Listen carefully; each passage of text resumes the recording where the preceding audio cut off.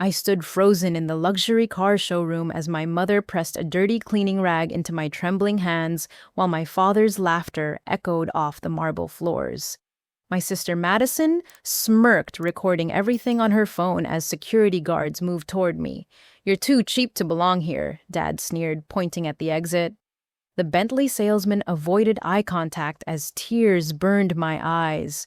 They had no idea my husband owned this entire dealership chain, and his Rolls Royce was already pulling into the parking lot. The morning had begun with such promise. I'd been sipping coffee in my kitchen when Madison's text arrived, its cheery tone masking what I should have recognized as another trap. "Hey, sis, meeting at Prestige Motors at noon for Tyler's birthday car shopping. Don't be late," followed by a string of car emojis. Tyler was our cousin, fresh out of college, and I genuinely wanted to celebrate his milestone.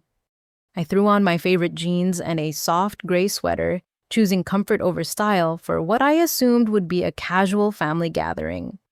The drive to Prestige Motors took me through the upscale part of town where glass buildings reflected the late morning sun. I parked my reliable Honda Accord between a gleaming Mercedes and a spotless BMW, not thinking twice about its modest appearance among such luxury. The dealership's facade was all crystal clear windows and polished chrome with exotic cars displayed like jewels in a case. I pushed through the heavy glass doors, immediately enveloped by that new car smell mixed with expensive leather and subtle cologne. My family stood near a stunning silver Bentley Continental, looking like they'd stepped out of a fashion magazine. Mom wore a cream-colored suit that probably cost more than my monthly mortgage, her hair professionally styled into an elaborate updo.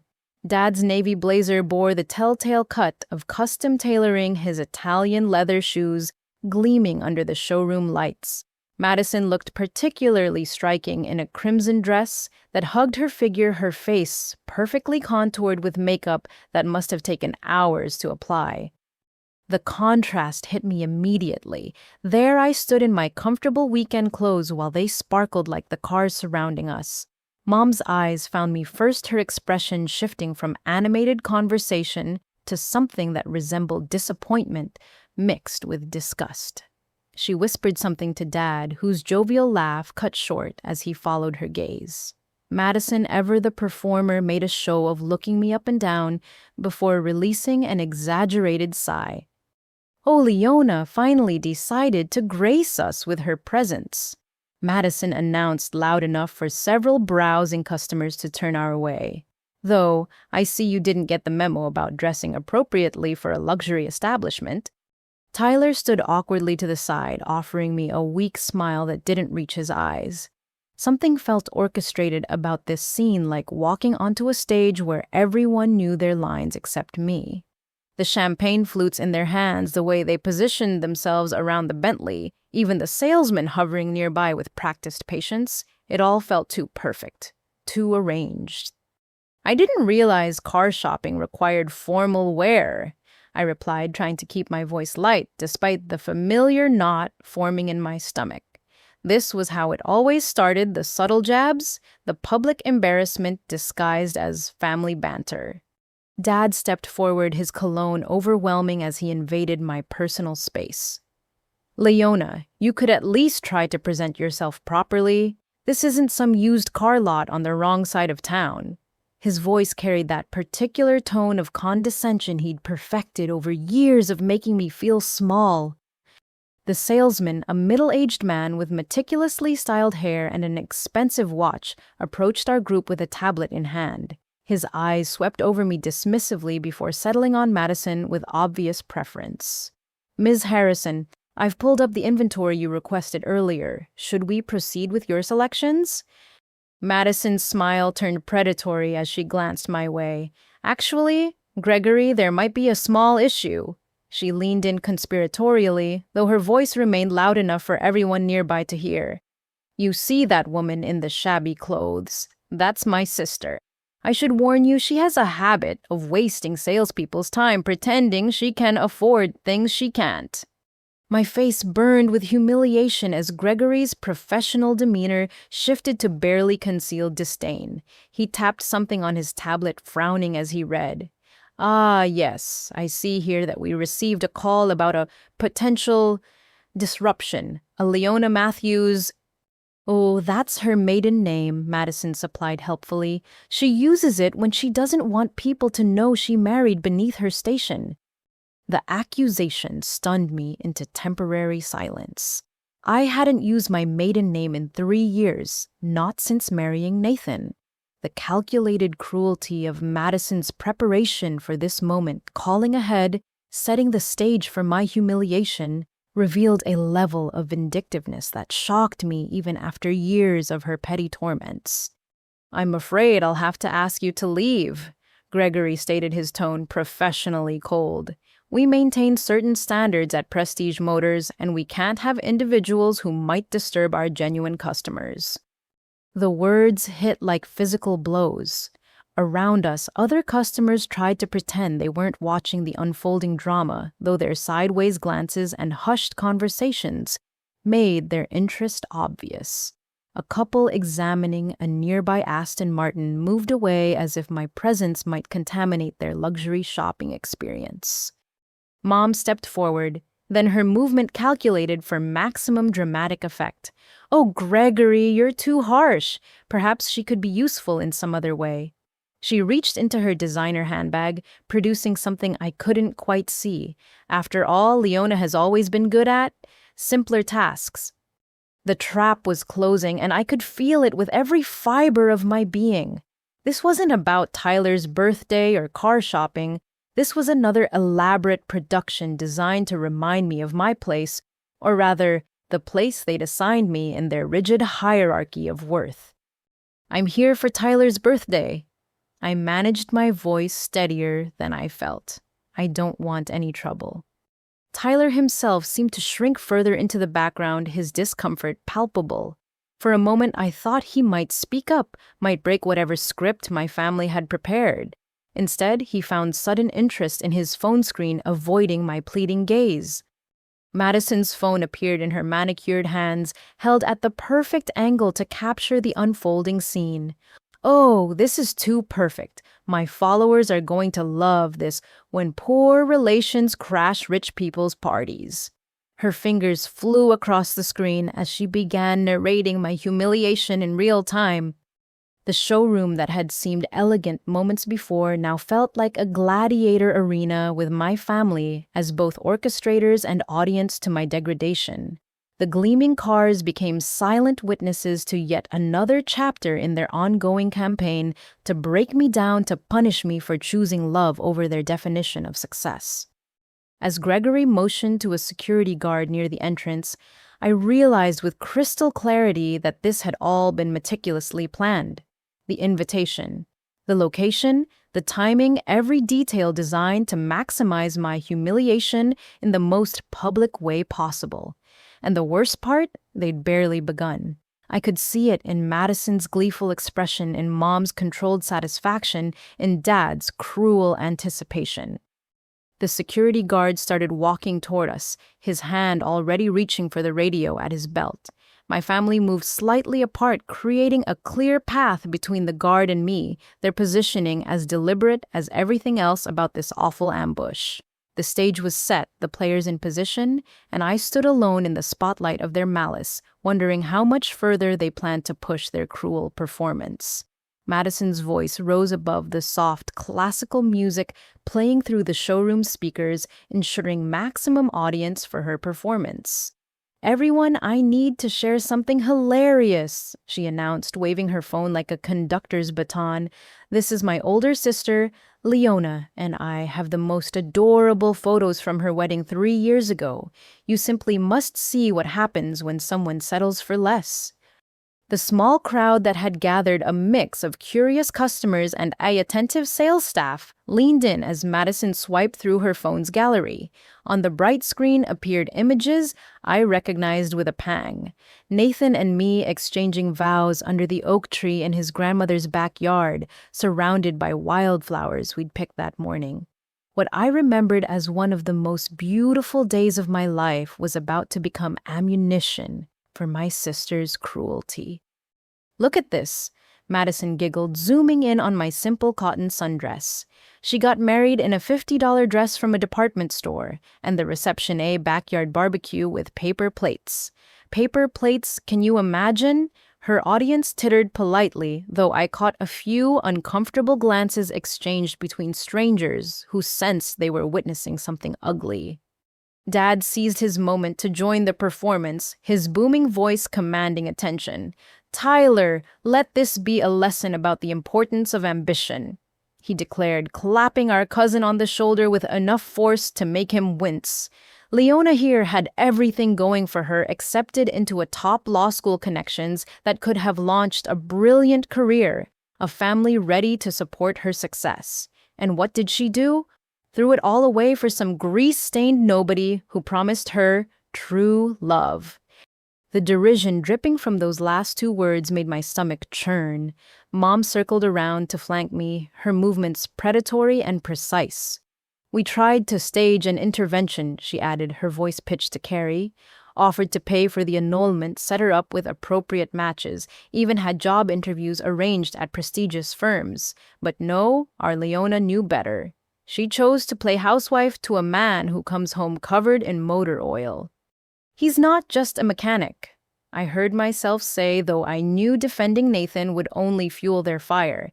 "He owns his own shop, and he's brilliant with "Oh, yes, brilliant," Madison interrupted, her laugh sharp as breaking glass. "So brilliant that my sister, who could have been arguing cases in marble courthouses, now spends her days doing what exactly? Loading his work clothes into the washing machine. Clipping coupons." "Tell us, Leona, when's the last time you had an intelligent conversation that didn't involve discussing tire rotations?" The small crowd had grown larger, drawn by the spectacle of family drama playing out against the backdrop of million-dollar automobiles. I recognized the uncomfortable fascination in their eyes, the same look people get watching car accidents, wanting to look away but unable to resist the morbid curiosity. A woman in pearls clutched her husband's arm, whispering something that made him shake his head sadly.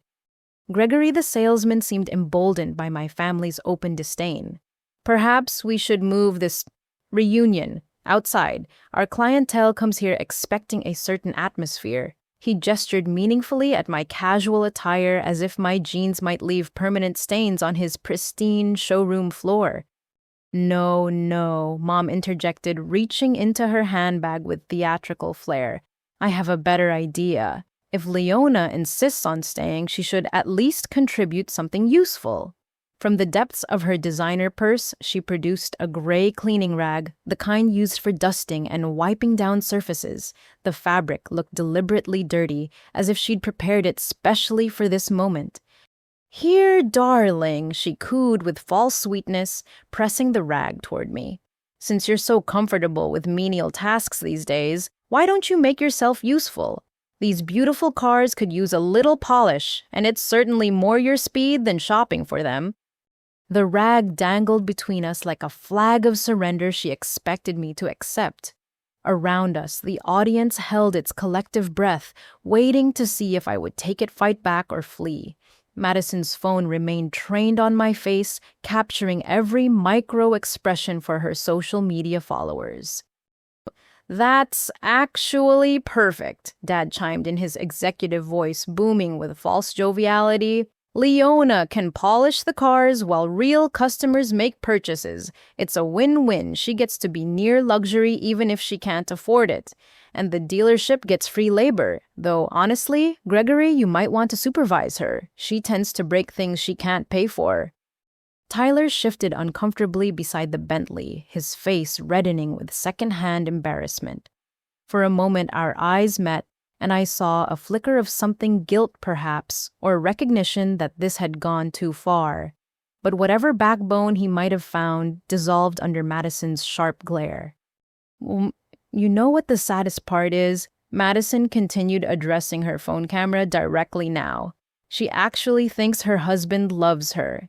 This Nathan character saw an easy mark a girl with family money who was desperate enough to believe his sweet talk. He's probably counting down the days until he can file for divorce and take half of whatever inheritance she might have gotten. If our parents hadn't already written her off, of course. Each word was calculated to wound, targeting the insecurities they'd cultivated in me over years of similar attacks. They didn't know Nathan had refused to meet him properly, but that didn't stop them from crafting their narrative. In their story, I was the pathetic fool who'd traded a promising future for a con man's attention. The truth that Nathan had never asked for a penny, that he'd actually insisted on signing a prenup to protect my trust fund, didn't fit their script. Well, the real tragedy, Mom sighed dramatically, still holding out the cleaning rag, is that she could have had anyone. Do you remember that surgeon who showed interest? Or the senator's son? But no, our Leona had to rebel, had to prove she was different. And look where different got her. A middle-aged couple browsing nearby had stopped pretending to examine a Maserati's interior, openly staring now. The woman whispered something to her husband, and I caught the words family money and shame drifting across the space between us. Even strangers were drawing conclusions, painting me with the broad strokes of my family's narrative.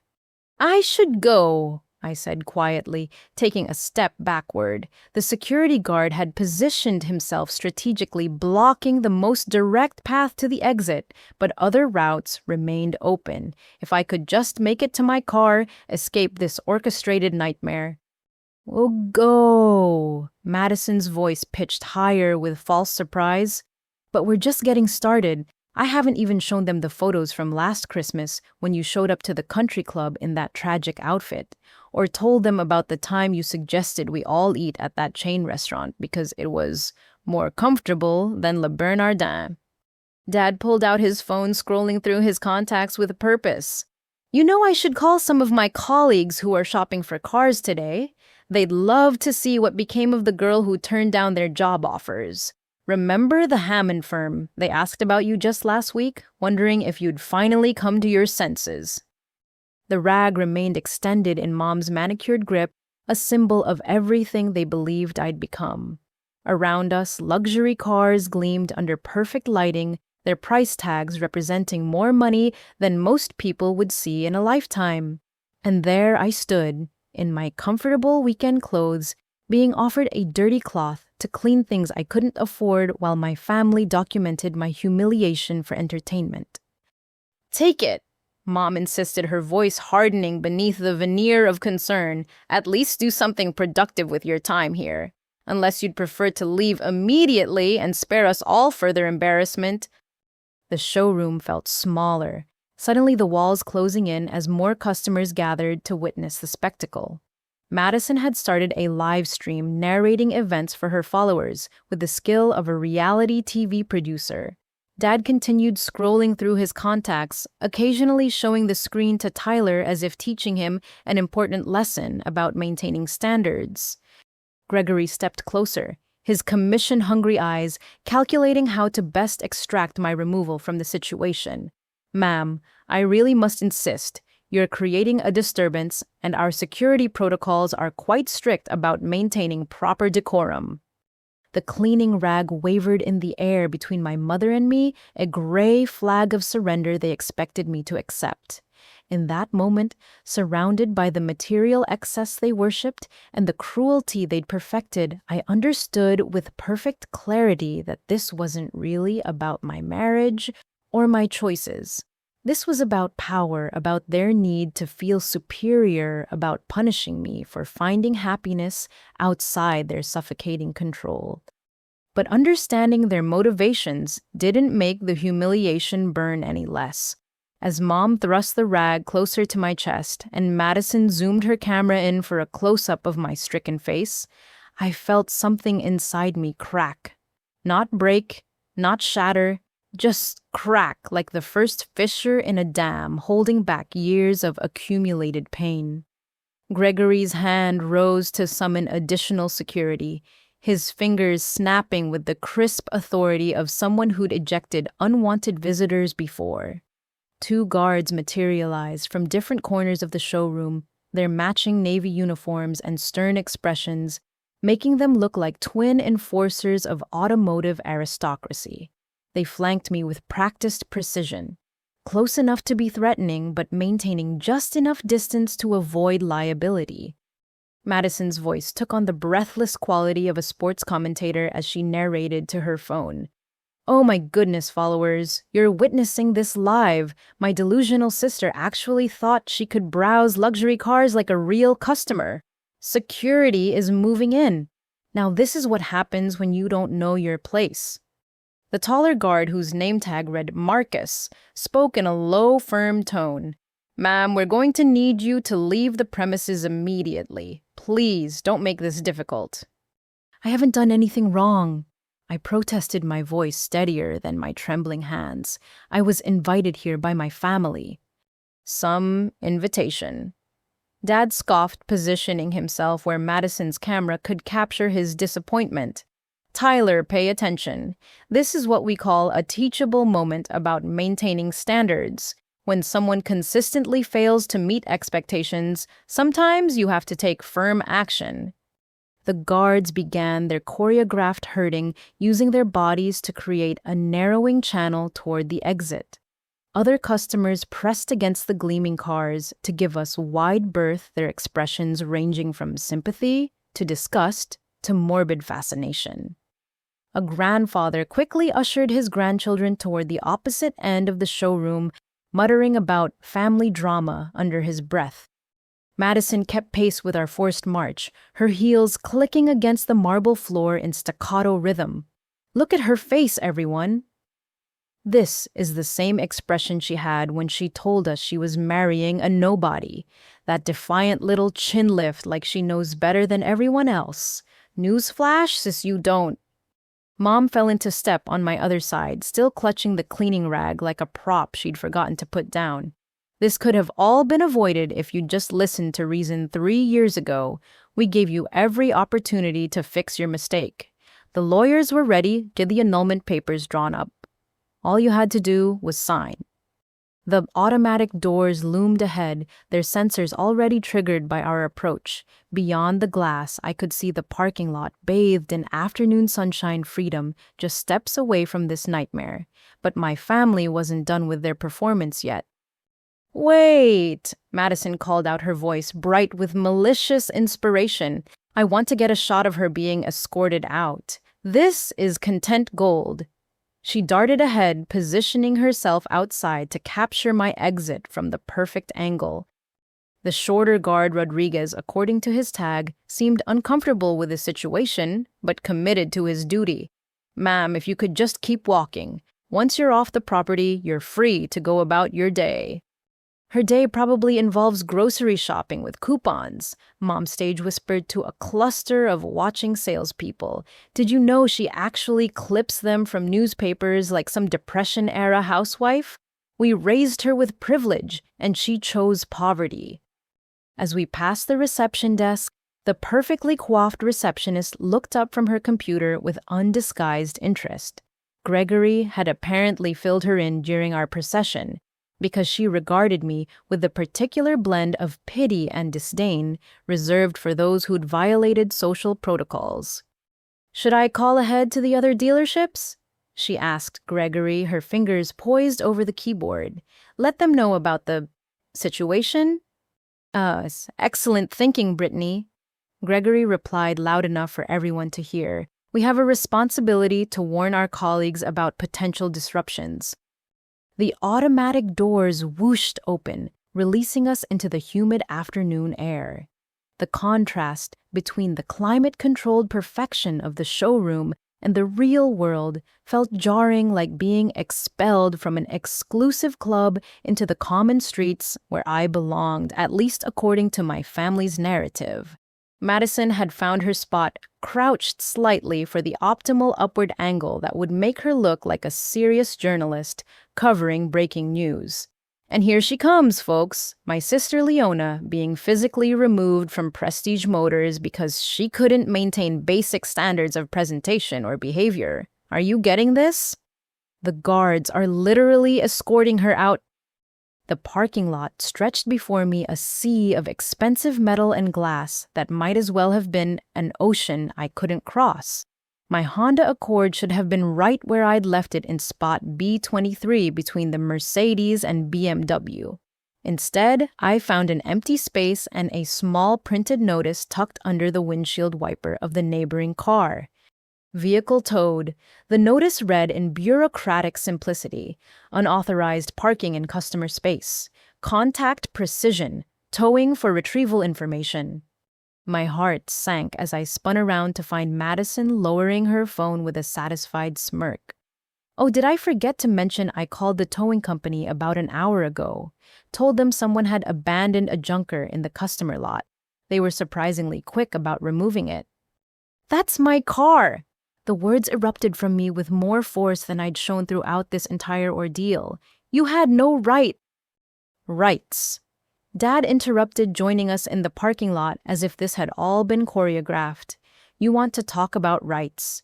You had the right to a prestigious education which you abandoned, the right to a successful career which you rejected, the right to a family support which you spurned. Don't talk to us about rights." The security guards had stopped at the threshold of the building, their job technically complete, but their curiosity obviously piqued. Behind them, a growing audience of employees and customers pressed against the glass walls, watching this family tragedy play out in the afternoon sun. "How am I supposed to get home?" I asked, though I knew better than to expect sympathy. "That's not really our problem, is it?" Mom replied finally, tucking the cleaning rag back into her purse with the satisfaction of a prop master after a successful scene. "Perhaps that husband of yours can pick you up, assuming his rust bucket is running today." Thunder rumbled overhead, and I glanced up to see dark clouds that hadn't been there minutes before. The universe, it seemed, had decided to add meteorological emphasis to my humiliation. The first fat raindrops began to fall, spotting the hot asphalt with dark circles that spread and multiplied. Madison squealed and ran for the covered entrance, protecting her phone and perfect hair from the incoming deluge. "This is perfect," she called out, filming from her sheltered position. "It's like a movie, the disgraced sister standing in the rain after being kicked out. You can't write this stuff." But she had written, it orchestrated every beat of this cruel symphony. As the rain began in earnest, soaking through my sweater and plastering my hair to my head, I stood in that empty parking space and watched my family retreat to the dealership's protection. They clustered just inside the glass doors, dry and comfortable, continuing their commentary for Madison's audience and their own entertainment. Tyler had appeared among them at some point, though I hadn't noticed when. He held a champagne flute, where had that come from, and wore an expression of studied neutrality. Whatever birthday celebration this was supposed to be had clearly taken a back seat to the main event, my systematic destruction. "Should we call her an Uber?" I heard Brittany ask, her voice carrying through the open door. "Absolutely not," Gregory replied firmly. "We can't be seen assisting someone we've had to remove from the premises. It sends the wrong message." The rain intensified, transforming from drops to sheets, from inconvenience to assault. My jeans grew heavy with water. My comfortable weekend shoes squelched with each small movement. Across the lot, other customers dashed between cars with newspapers held over their heads, shooting curious glances at the bedraggled woman standing alone in the storm. I reached for my phone, grateful I'd kept it in my back pocket instead of the purse I'd left in my now absent car. The screen lit up despite the rain, and I pulled up Nathan's contact. My frozen fingers fumbled with the wet screen, but I managed to hit the call button. As it rang, I caught sight of my reflection in a puddle at my feet, distorted by ripples, but clear enough to show what I'd become. Hair hanging in wet strings, makeup running in gray streams down my cheeks, clothes clinging to my body like shameful flags of defeat. This was the image Madison was broadcasting to her followers, the picture my parents would use to justify their cruelty. "Look at her," I heard Mom say to someone inside. "This is what happens when you marry beneath yourself. You end up beneath everything." The phone rang once, twice, 3 times. Nathan always answered by the third ring, always. Even when he was under a car or elbow deep in an engine, he'd find a way to pick up when he saw my name. That reliability, that constant presence felt like a lifeline in the storm. On the fourth ring, just as I was starting to panic that something might be wrong, the connection clicked through. But before I could hear his voice, before I could sob out my location and beg for rescue, Madison's shrill laughter cut through the rain. Is she seriously calling her grease monkey to save her? Oh, this is too good. Everyone watching, you're about to witness a rescue by a Toyota Corolla or whatever piece of junk he drives. This is premium content. But Madison, for all her careful planning and cruel precision, had missed one crucial detail in her research. She'd focused so hard on crafting my humiliation that she'd never bothered to truly investigate the man I'd married. That oversight was about to cost her everything she'd worked to achieve in this elaborate performance. As Nathan's voice came through the phone, warm and concerned, and immediately ready to help, I realized the storm around me had become inconsequential. The rain might be soaking my body, but it couldn't touch what truly mattered. And my family, still laughing and commentating from their dry sanctuary, had no idea that their perfectly orchestrated production was about to experience an unexpected plot twist. "Leona, sweetheart, what's wrong?" Nathan's voice cut through the rain and misery like sunshine through storm clouds. Even through the phone speaker, I could hear the shift from casual warmth to sharp concern as he registered my ragged breathing. "I'm at Prestige Motors on Meridian," I managed between chattering teeth. "My family. They had security escort me out. Madison had my car towed. I'm stuck in the parking lot and it's pouring." "I'm 8 minutes away," he interrupted, and I could hear keys jingling and engine starting. "Find somewhere to wait out of the rain if you can. Are you hurt?" "No, just—" I glanced at my family, still enjoying their show from behind the glass. "Just humiliated." 7 minutes now. I'm coming, baby. Just hold on." The line stayed open as he drove his occasional reassurances, mixing with the sound of rain drumming against my skull. I tried to move toward the covered entrance, but Gregory stepped forward, shaking his head firmly through the glass. Even shelter was denied to someone of my apparent station. Madison continued her narration, though the rain had forced her to adjust her angle. For those just joining, my sister is now stranded in a thunderstorm after being ejected from a luxury dealership. She's on the phone with her husband. Everyone placed bets on what kind of rust bucket he'll show up in. 5 minutes passed, feeling like hours.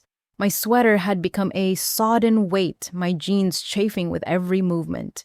The rain showed no signs of letting up, turning the parking lot into a maze of running water and growing puddles. Other customers continued to dart between cars, some pausing to stare at the spectacle I'd become. Then, through the gray curtain of rain, I saw it. The car moved like liquid shadow through the storm, its black finish so deep it seemed to absorb light rather than reflect it. The distinctive grille of a Rolls Royce Phantom emerged from the rain like a ship from fog, its spirit of ecstasy hood ornament, leading the way with sterling silver grace. This wasn't just any luxury car. This was automotive royalty, the kind of vehicle that made even the Bentleys and Maseratis in the lot look commonplace. Madison's commentary faltered. "What is that, a—" The Phantom glided into the lot with otherworldly smoothness, its presence commanding immediate attention and respect. Rain sheeted off its perfect surfaces, unable to diminish the aura of absolute luxury that surrounded it like armor. The engine's purr was barely audible over the storm, but everyone watching felt its power in their bones. It pulled directly in front of the dealership's entrance, ignoring the clearly marked no parking zone with the confidence of something that transcended ordinary rules. The suicide doors opened in reverse, and Nathan emerged like a figure from a different world entirely. My husband, the man my family had dismissed as a grease monkey, a nobody, a rust bucket driving failure, stood in the rain. wearing a charcoal Italian suit that had been tailored to his athletic frame with microscopic precision. His shoes, handmade Oxford wingtips, splashed through puddles that seemed to part respectfully before him. He moved with the controlled purpose of someone accustomed to having obstacles remove themselves from his path. But it was his expression that stopped everyone cold. Gone was the easy smile I knew from our morning coffees, the gentle humor that made me laugh when I was stressed. In its place was something harder, more dangerous, the face of a man who'd found his wife standing in a storm while her tormentors watched from comfort. Inside the dealership, the atmosphere shifted like a tide changing direction. Gregory's superior sneer melted into confusion. Mom's hand rose unconsciously to her throat. Dad took an involuntary step backward. Madison's phone drooped in her suddenly nerveless fingers, the live stream capturing her shocked expression rather than my misery. Nathan walked directly to me, each step measured and deliberate. When he reached me, his hands were gentle as they pushed my soaked hair back from my face. His eyes scanning for injuries with the focus of someone for whom my well-being was paramount. Without a word, he shrugged out of his suit jacket and wrapped it around my shoulders. The fabric was warm with his body heat, smelling of his cologne and that indefinable scent that was uniquely him.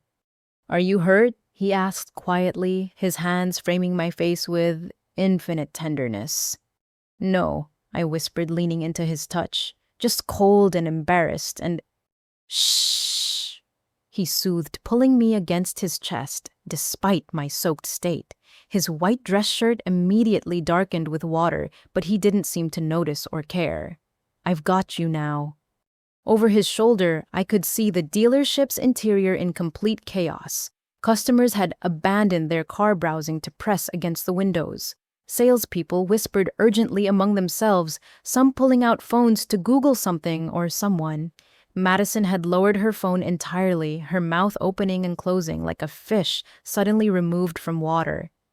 The taller security guard Marcus had moved uncertainly toward the entrance, clearly unsure of protocol when faced with someone who arrived in a vehicle worth more than most people's homes. His partner Rodriguez seemed to be having an urgent conversation with his radio, probably asking for guidance that no training manual could provide. Nathan pulled back slightly, studying my face with dark eyes that promised retribution. "Who did this?" "My family," I said, simply too exhausted for elaborate explanations. "They invited me here to humiliate me." Madison called ahead, told them I was trouble. Security threw me out.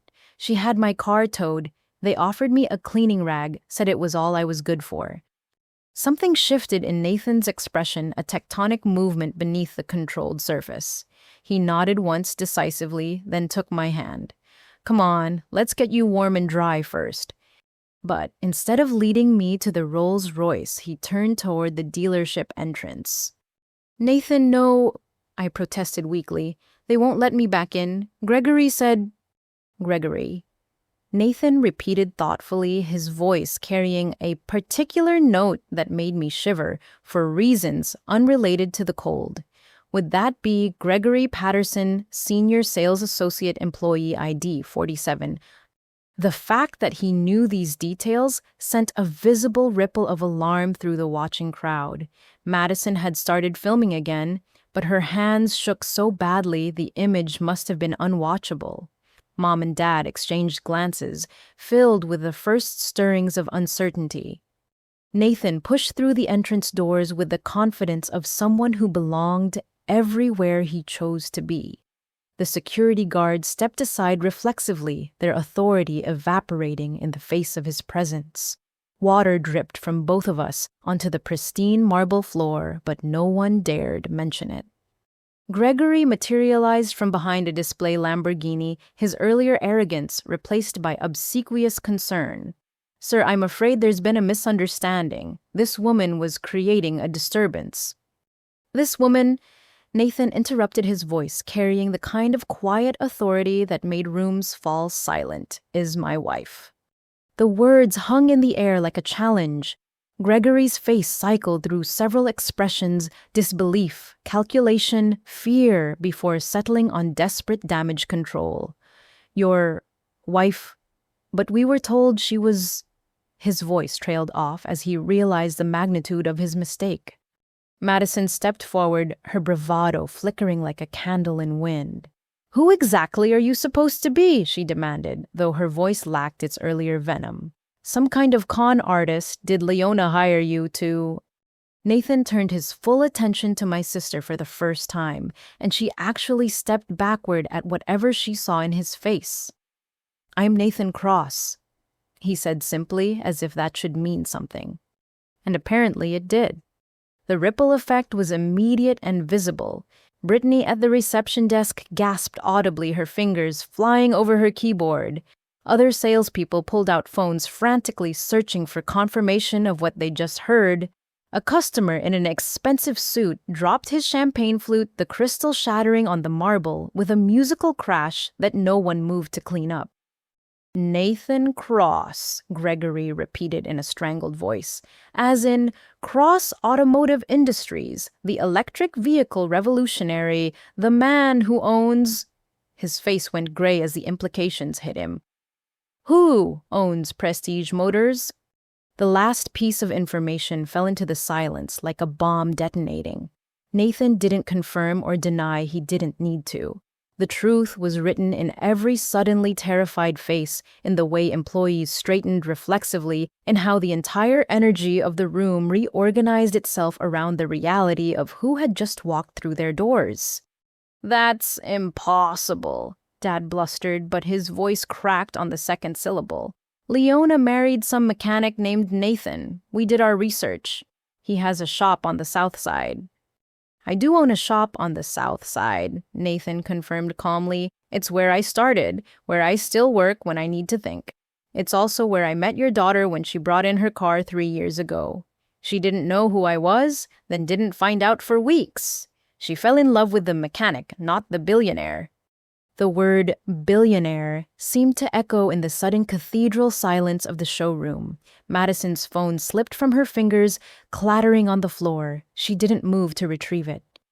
Mom swayed on her designer heels, one hand reaching blindly for Dad's arm. But she never said, "We didn't know." "Because you never asked," I said quietly, finding my voice in the warmth of Nathan's presence. "You never wanted to meet him, never gave him a chance. You decided he was beneath me based on assumptions and refused to see anything else." Nathan's hand found mine, our fingers interlacing with practiced ease. His thumb stroked across my knuckles, a gentle reminder that I wasn't alone anymore. The jacket around my shoulders felt like armor protecting me from more than just the cold. "Ruggers," Nathan said, his tone shifting to pure business. "I believe you have some security footage I need to see. Pull up everything from the last hour. Now." It wasn't a request. Gregory's hands trembled as he fumbled with his tablet, nearly dropping it twice before managing to pull up the security system interface. The confident salesman who'd sneered at my appearance had been replaced by a man watching his career crumble in real time. Beads of sweat formed along his receding hairline despite the showroom's perfect climate control. "Mr. Cross, I assure you we followed standard protocol." He stammered, his fingers skittering across the screen. "When we received a call about a potential disruption, show me the footage." Nathan commanded, his voice carrying the weight of someone accustomed to immediate compliance. "Every angle, every moment from when my wife arrived." The crowd that had gathered to witness my humiliation now found themselves witnessing something far different. Several customers tried to discreetly edge toward the exits, clearly uncomfortable with the power shift occurring before their eyes. But the magnetic pull of unfolding drama kept most rooted in place, their expensive shoes glued to marble that suddenly felt less solid. As Gregory connected his tablet to the showroom's main display screen, a massive digital wall typically used to showcase vehicle features, my family seemed to realize their performance had taken an unexpected turn. Madison bent to retrieve her phone, but her movements were mechanical. her earlier predatory grace replaced by something that looked almost like fear. The footage began to play across the 70-inch screen, crystal clear and damning. There I was entering the showroom with nothing but warmth in my expression, approaching my family with genuine pleasure at seeing them. The high-definition cameras had captured everything: Mom's immediate sneer of disgust, Dad's dismissive once-over, Madison's theatrical sigh. "Turn up the audio," Nathan instructed. Gregory's hand shook as he complied. Suddenly, Madison's voice filled the showroom, her recorded cruelty echoing off the walls. "Oh, Leona finally decided to grace us with her presence. Though I see you didn't get the memo about dressing appropriately for a luxury establishment." Nathan's jaw tightened almost imperceptibly, but he remained silent as the footage continued. The security system had captured multiple angles, painting a comprehensive picture of orchestrated humiliation. There was Madison making her preemptive call to create the "do not serve" list. There were my parents positioning themselves for maximum dramatic effect. There was Tyler looking increasingly uncomfortable as the trap revealed itself. When the recording reached the moment Mom pulled out the cleaning rag, several people in the crowd gasped. The lady in pearls who'd witnessed it firsthand covered her mouth with manicured fingers, finally understanding the full scope of what she'd seen. "This is taken out of context," Madison protested weakly. "We were just joking around. Families tease each other." "Quiet," Nathan said, and despite the softness of his tone, Madison's mouth snapped shut as if he'd shouted. The footage rolled on relentlessly. Every cruel word, every calculated gesture, every moment of my degradation was preserved in digital clarity. When it reached the part where security escorted me out while Madison live-streamed, a woman near the Maserati display murmured, "That's unconscionable." But Nathan wasn't satisfied with just the indoor footage. "Now show me the parking lot cameras, all of them." Gregory navigated to the exterior feeds, and there I was, again standing in the rain, searching for my missing car. The timestamp showed Madison's call to the towing company had indeed occurred an hour before I'd even arrived. The premeditation was undeniable, preserved in metadata that couldn't be argued away. Throughout the screening, Nathan's assistant had appeared as if from nowhere, a sharply dressed woman named Veronica, whom I'd met at company functions. She stood near the entrance, her phone pressed to her ear, speaking in low, urgent tones to what sounded like a legal team. "Mr. Cross," Veronica said, approaching with the smooth efficiency of someone who managed crises for a living. "I have Richardson and Associates on the line. They're reviewing the footage remotely and have identified several actionable items, including defamation, harassment, and potentially cyberstalking, given the social media component." Mom made a sound somewhere between a gasp and a whimper. "Surely that's not necessary. This is a family matter." "Was it a family matter when your daughter broadcast my wife's humiliation to thousands of followers?" Nathan asked, turning his full attention to Madison for the first time. "Tell me how many people watched your live stream, how many shares, how many comments mocking Leona while she stood in the rain." Madison's face had lost all color, making her elaborate makeup stand out like a mask against pale skin. I don't know exactly. Maybe a few thousand views?" 17,000 concurrent viewers at peak. Veronica supplied helpfully, reading from her phone. "The stream has been screen recorded and reposted across multiple platforms. Current total views exceed 100,000 and climbing." The number hung in the air like an accusation. 100,000 people had watched my family destroy me for entertainment. The magnitude of it seemed to finally penetrate even my parents' cultivated indifference. "It's Nathan," I said quietly, touching his arm. "Despite everything, these were still my family. Maybe we could discuss this privately." "Did they offer you privacy?" he asked, his eyes never leaving the screen where the footage now showed me standing in the thunderstorm, soaked and abandoned. "Did they consider your dignity when they arranged this ambush?" Tyler cleared his throat, speaking for the first time since the revelation. I didn't know it would go this far. They said we were just gonna tease her a little about her choices. I didn't agree to this. He gestured helplessly at the screen. Yet you stood there and watched, Nathan observed. You held your champagne and remained silent while your cousin was degraded and ejected like trash. Because they promised me a discount on a car. Tyler burst out, then immediately looked stricken by his admission. Madison said she had connections here could get me a deal through her influence. I needed a car for my new job, and he trailed off, shame coloring his features. This revelation sparked another ripple through the crowd. Madison's influence, her supposed connections, all of it had been built on lies and manipulation. But the implications went deeper, and Nathan had clearly made the same connections I had. Veronica, Nathan said calmly, please have our legal team look into how many deals Madison Harrison has brokered using my company's name without authorization. I'm particularly interested in any commissions or finder's fees she may have collected. No. Madison's composure finally cracked completely. I never took money, I just implied connections. Everyone does it. Everyone does not fraudulently claim association with my businesses, Nathan corrected. Everyone does not leverage my name for personal gain while simultaneously degrading my wife. Dad tried to salvage the situation with his boardroom voice, the one he used to close difficult deals. Now let's all calm down. I'm sure we can resolve this reasonably. Nathan, may I call you Nathan? You're clearly a successful businessman. You understand that families have disagreements. Disagreements. Nathan's voice remained level, but something in it made Dad take an involuntary step back. Is that what you call systematically destroying your daughter's confidence? Publicly humiliating her for choosing love over money? Creating elaborate schemes to remind her of her place in your twisted hierarchy? The main screen flickered and new footage appeared, but this wasn't from today. This was from a charity gala 6 months ago, an event Nathan and I had attended together.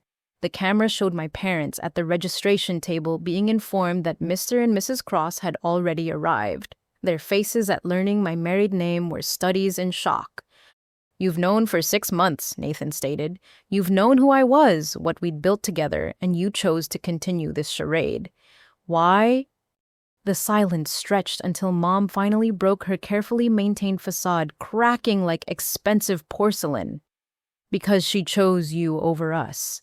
She was supposed to follow the plan, marry someone we selected, maintain the family standards. Instead, she threw away everything we'd prepared for her, and for what love? The word dripped with decades of bitterness.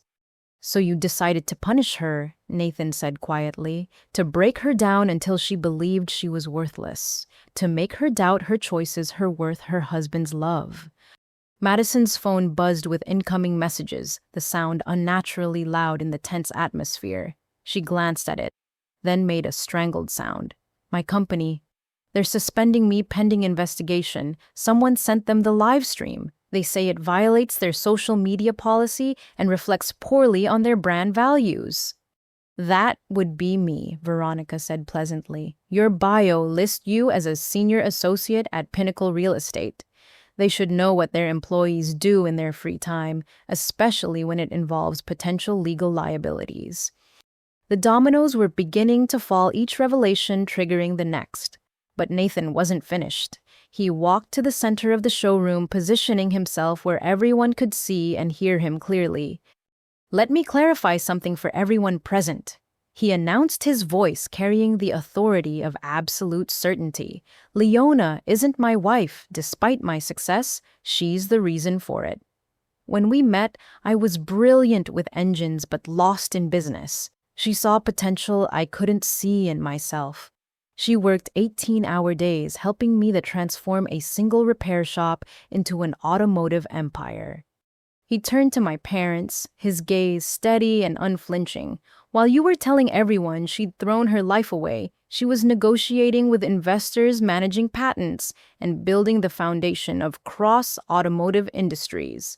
Every electric vehicle innovation we've released has her fingerprints on it. Every sustainable technology we've developed started with her asking, "What if we tried this?" The revelation hit the room like a physical force. I saw the exact moment understanding dawned on various faces, employees realizing who I really was. Customers, recognizing my name from corporate communications, they'd ignored my family, confronting the magnitude of their miscalculation. The prenup you mentioned earlier, Nathan continued, a slight smile playing at his lips. Leona insisted on it.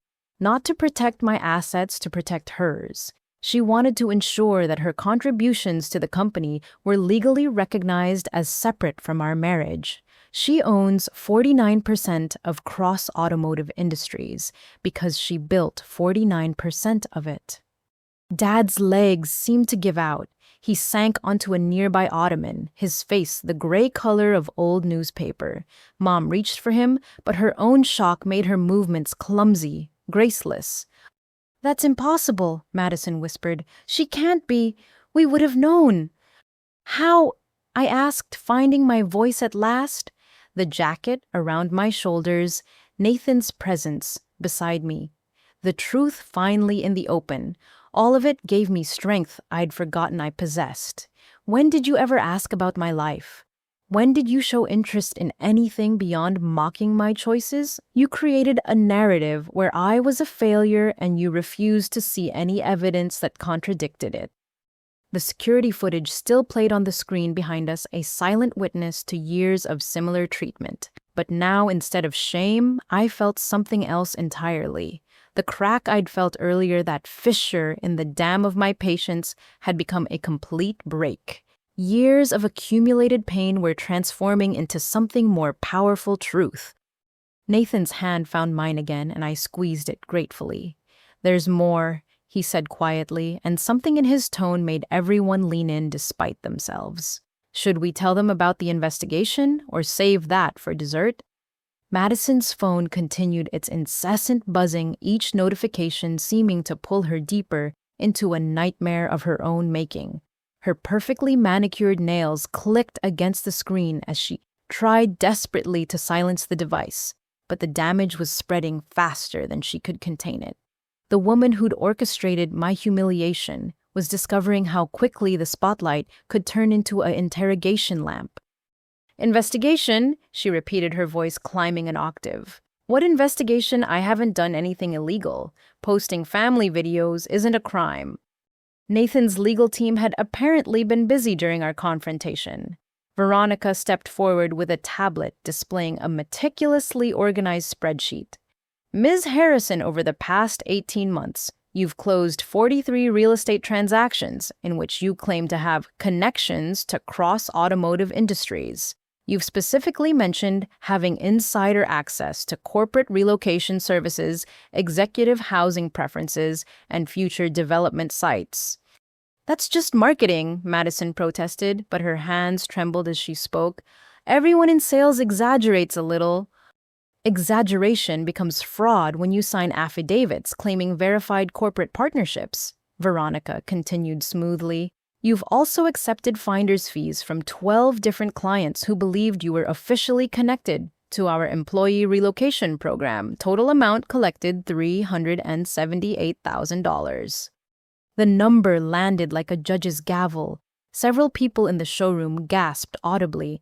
Mom's hand flew to her throat, her diamonds catching the light in sharp flashes that seemed to mirror her darting, panicked glances between Madison and Nathan.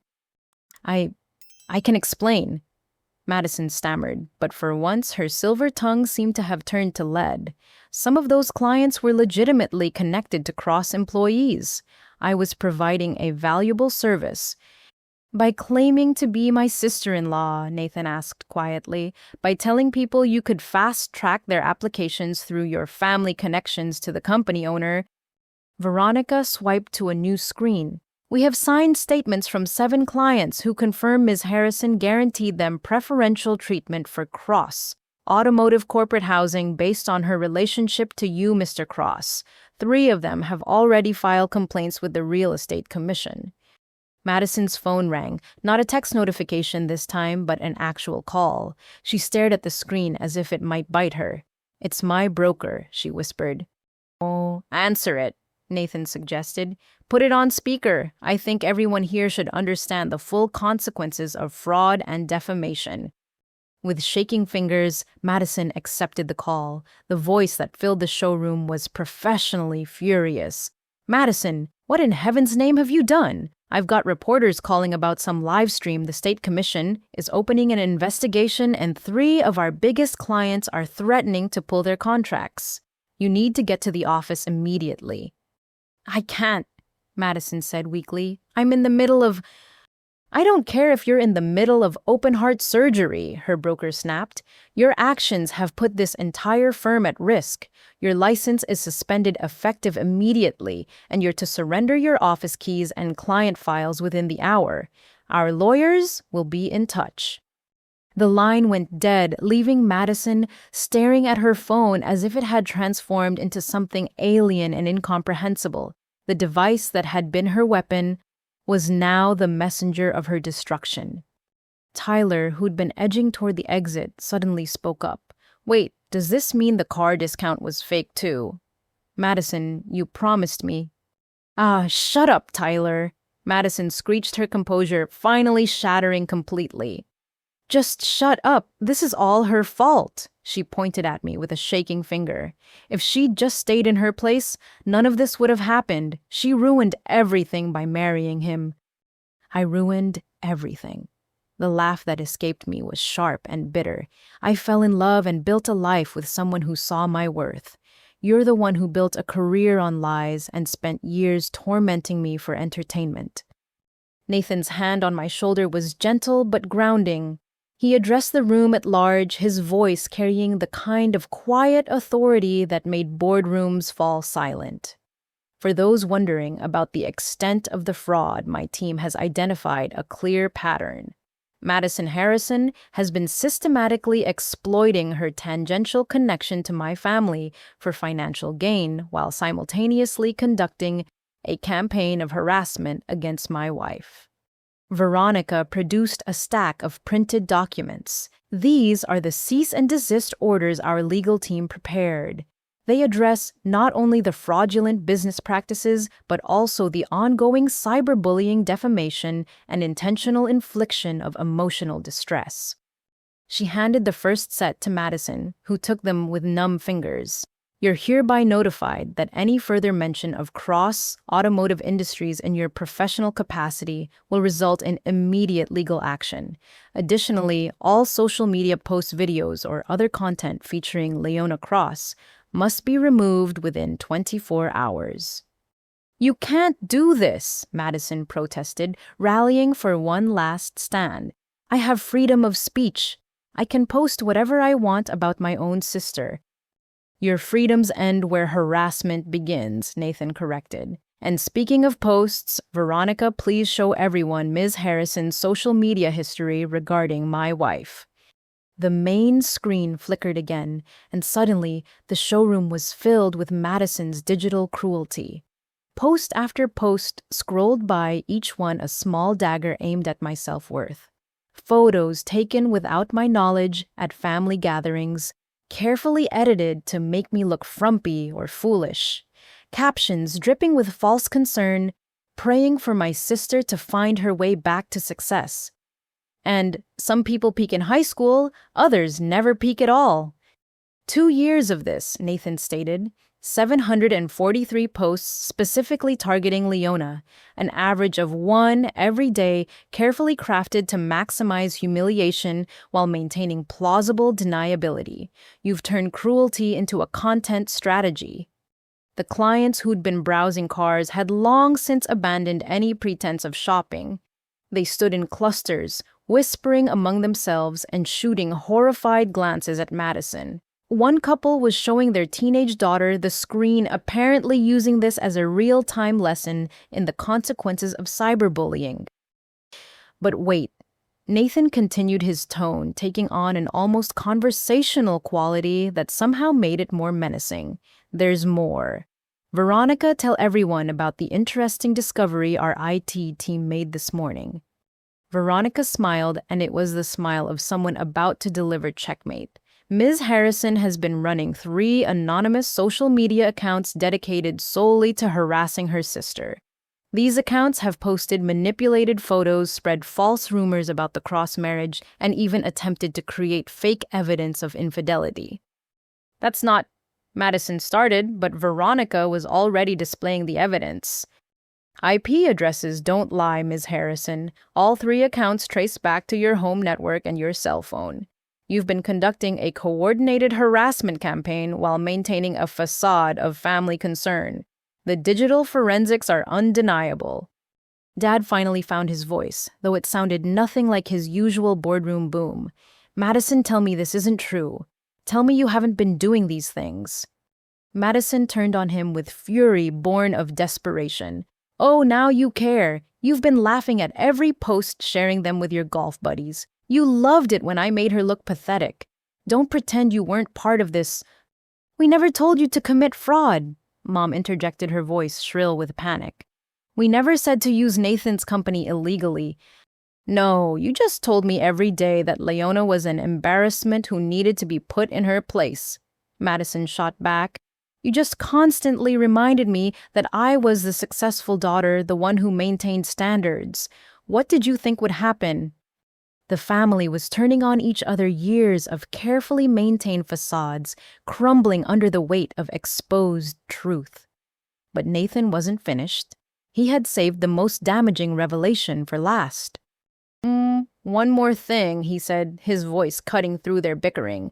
Madison, would you like to tell everyone about your biggest client, the one you've been bragging about for months, Peterson Development Group?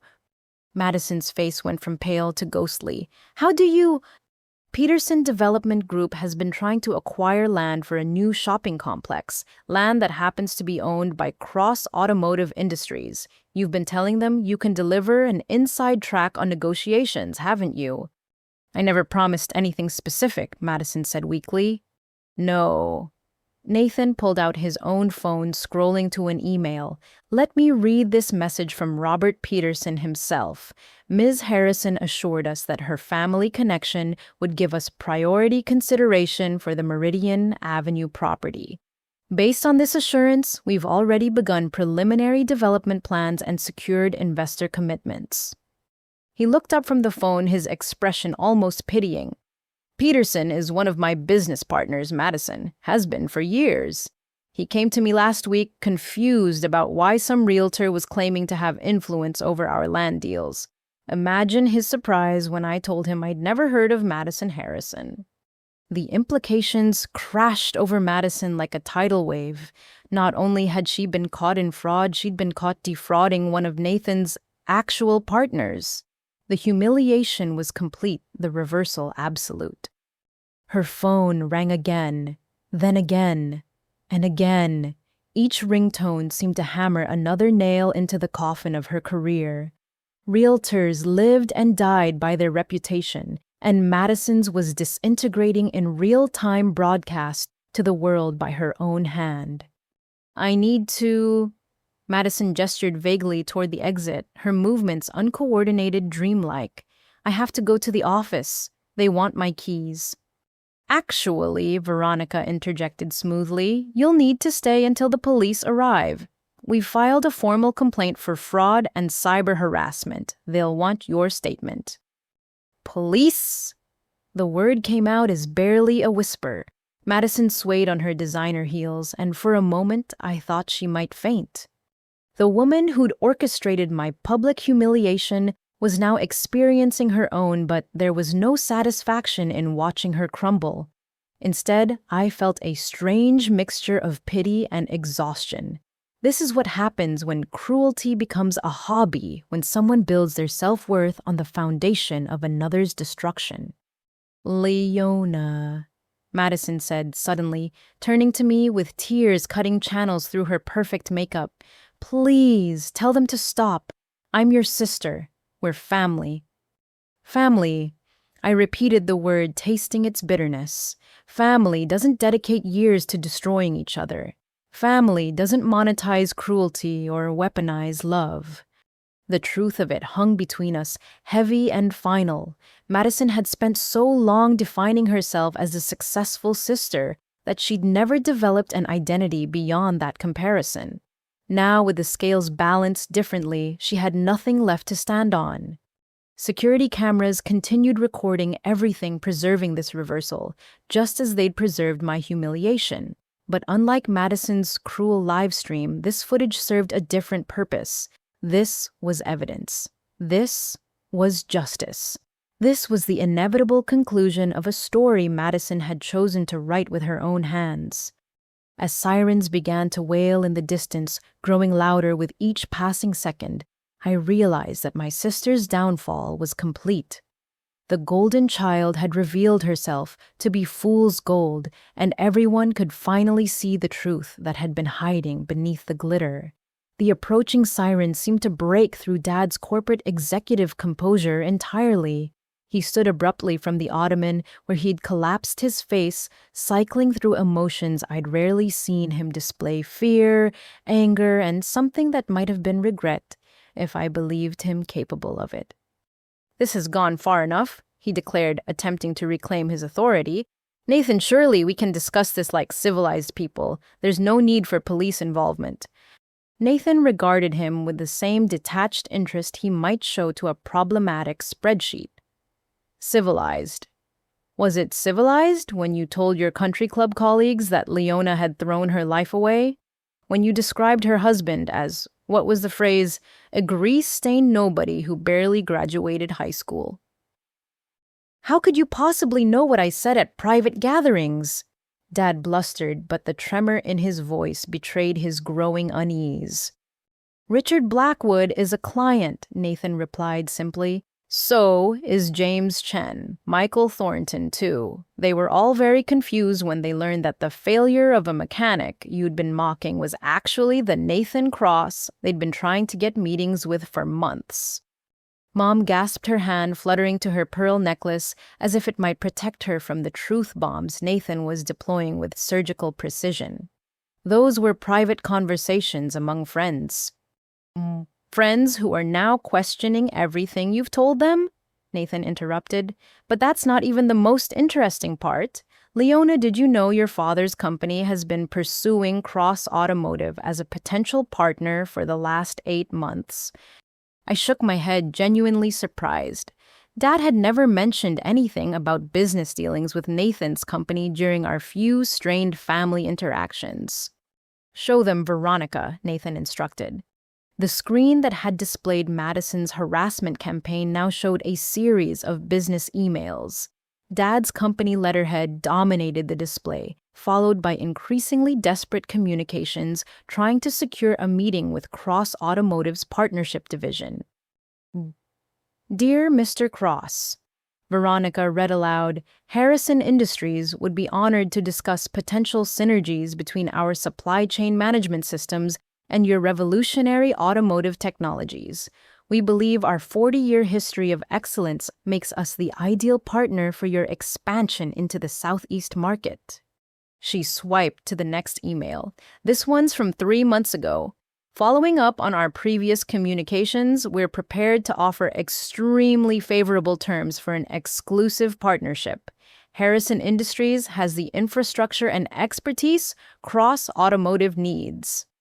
My personal favorite, Nathan added, is from last month. "Would you like to read it, Mr. Harrison, or should Veronica continue?"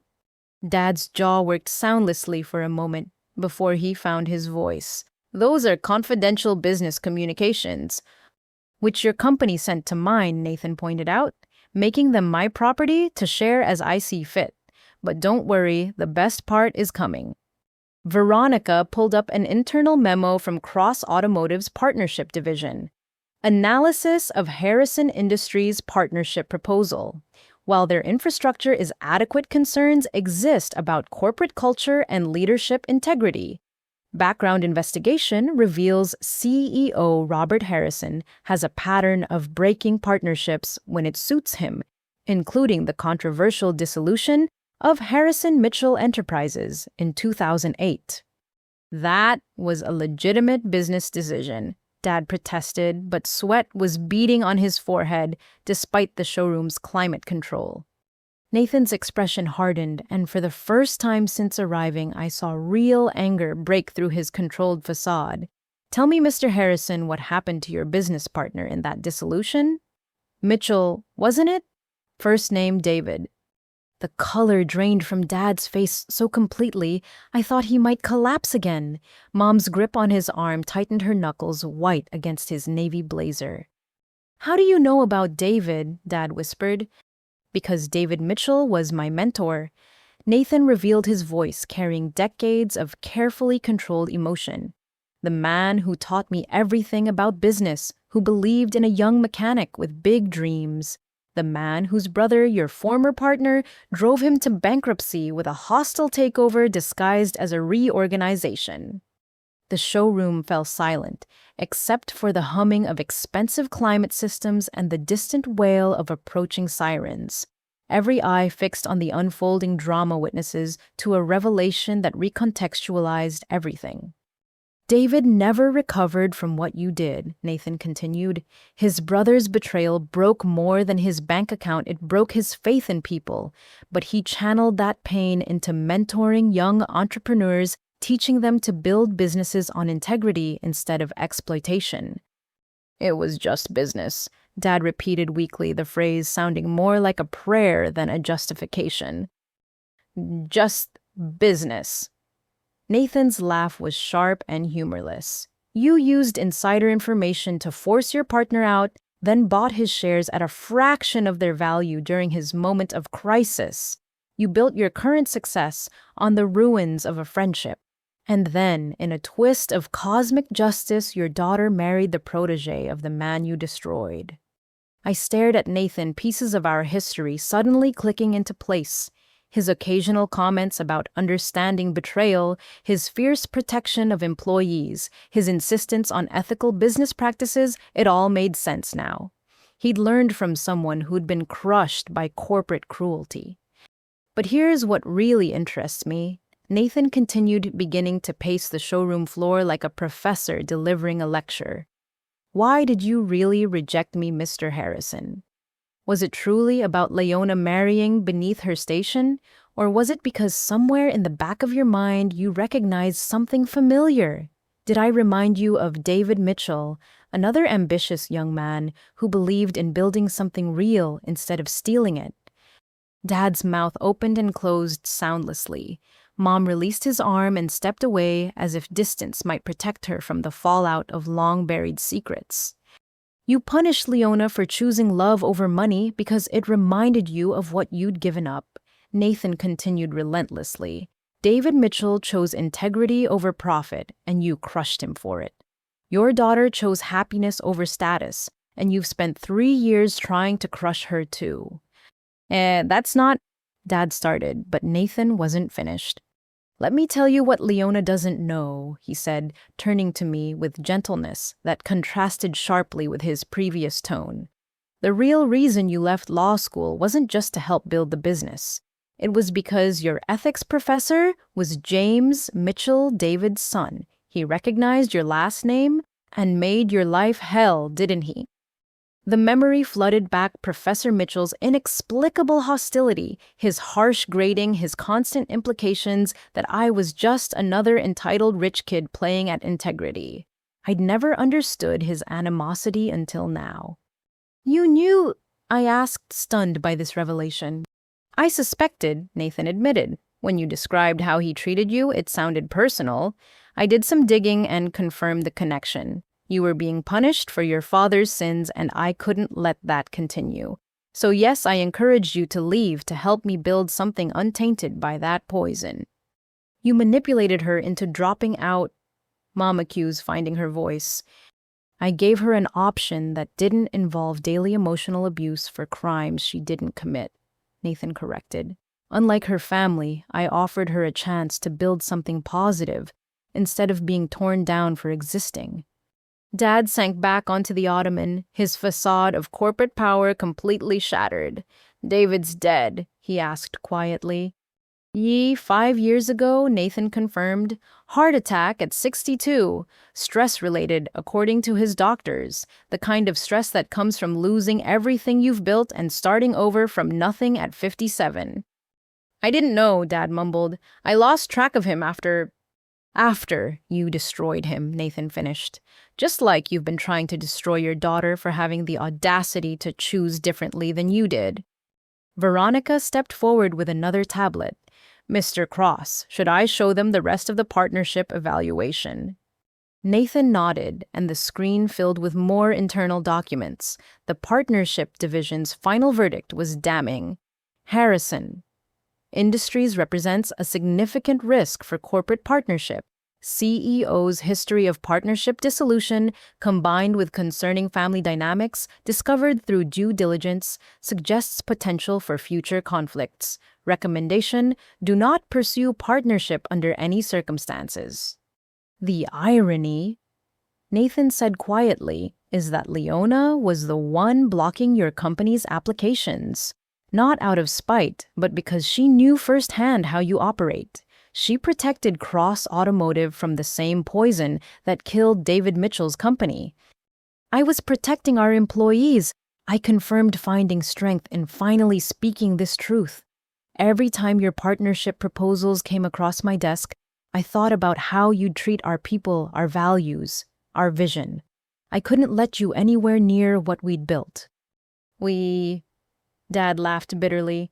You really expect us to believe you're some kind of corporate executive? You dropped out of law school. You married a mechanic. She revolutionized our entire approach to sustainable technology, Nathan interrupted. While you were sending desperate emails trying to get meetings with me, she was in boardrooms negotiating billion-dollar contracts. While you were mocking her at country clubs, she was filing patents that will define the automotive industry for the next decade. He pulled out his phone, scrolling to something before holding it up. This is yesterday's board meeting minutes. See that initiative for electric vehicle charging stations at every major highway rest stop in the country? Leona's idea. The partnership with renewable energy providers to ensure our vehicles run on clean power. Leona's negotiation. The employee profit-sharing program that's made us the most sought-after employer in the automotive industry. Leona's design. Each achievement hit my parents like physical blows.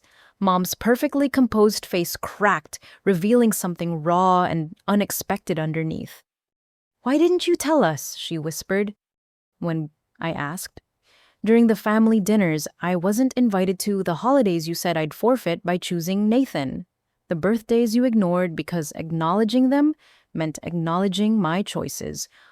We thought we were protecting you, Mom said weakly. Marriage to someone without prospects.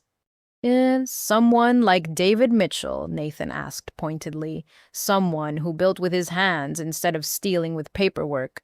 Your prejudice isn't about class or money, it's about guilt. Every time you see me, you see the ghost of the man your husband destroyed. The police sirens were right outside now, their lights painting red and blue patterns through the showroom's glass walls. Madison had stopped crying and stood frozen, watching our family's carefully constructed mythology crumble into dust. Here's the truth you've been running from, Nathan said, addressing all of them now. Leona didn't marry beneath her, she married beyond you. She chose building over destroying, creation over exploitation, love over calculation. And that terrifies you because it holds up a mirror to every compromise you've made. Dad looked up then, and for the first time in my life, I saw him truly broken.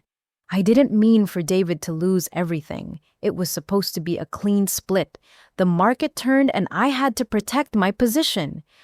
You had to protect your greed, Nathan corrected, and you've been projecting that greed onto everyone else ever since, assuming they must be as calculating as you are.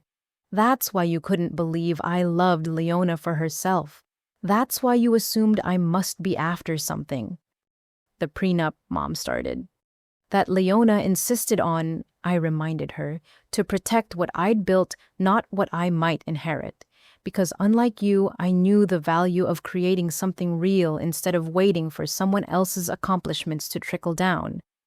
The police officers entered, then their presence, adding weight to an already heavy atmosphere. But before they could address Madison's situation, Dad spoke one more time. "If I could apologize to David." "You can't," Nathan said simply, "but you can stop perpetuating his destruction through your daughter. You can choose to end this cycle of crushing people who dare to choose differently. Or you can continue, as you're growing older and smaller, surrounded by things instead of people who genuinely care about you." As the officers approached Madison to begin their questioning, I looked at my parents, really looked at them for perhaps the first time.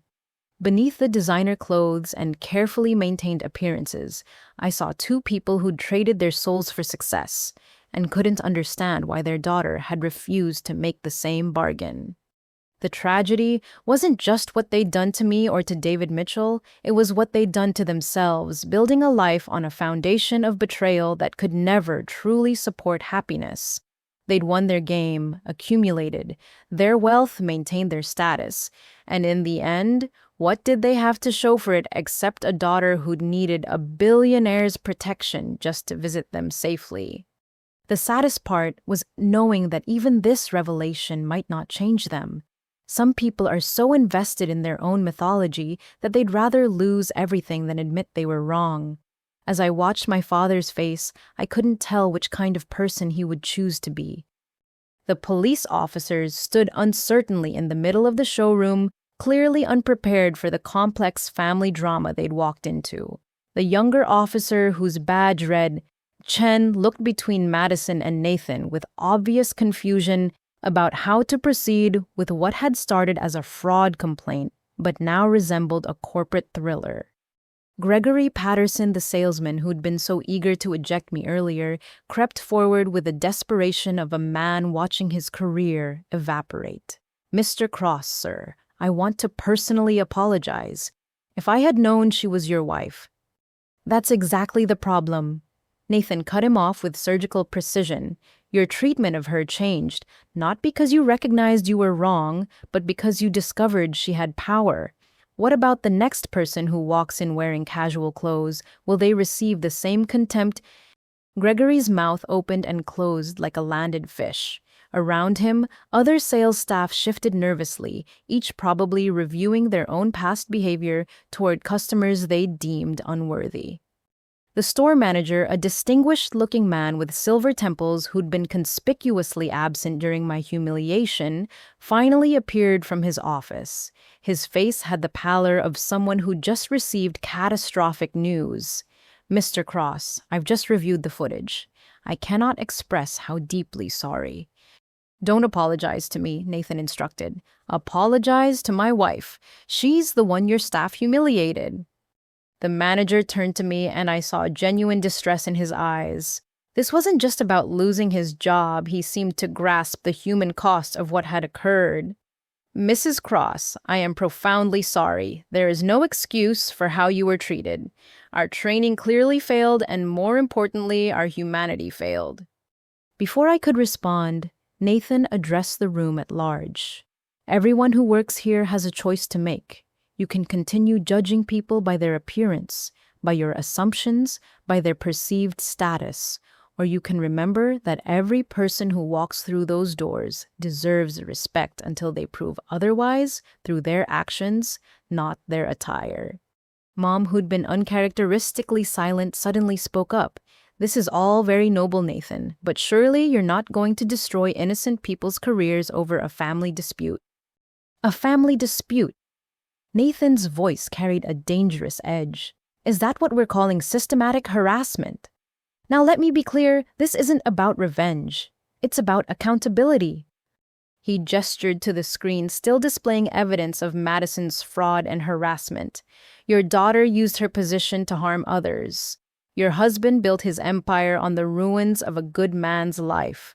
You've all spent years tearing down Leona for the crime of choosing happiness. Now you're concerned about innocent people?" Officer Chen cleared his throat. "Mr. Cross, we need to proceed with the formal complaint. Ms. Harrison, you'll need to come with us for questioning regarding the fraud allegations." Madison looked around wildly, seeking support that wasn't coming. Dad sat frozen on his ottoman. Mom stood isolated in her designer heels, and Tyler had backed so far away he was practically merging with a Bugatti display. Wait, I heard myself say. Everyone turned to me in surprise, including Nathan. Before you take her, I want to say something.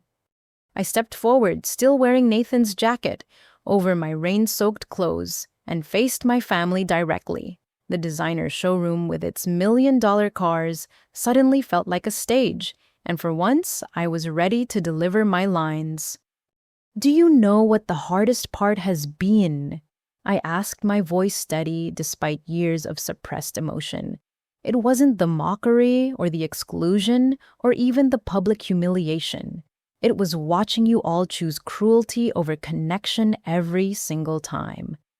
Madison's tears had carved channels through her makeup, making her look younger, more vulnerable. For a moment, I saw the sister who used to share her Halloween candy with me before competition poisoned everything between us. Every milestone in my life became an opportunity for you to remind me of my failures.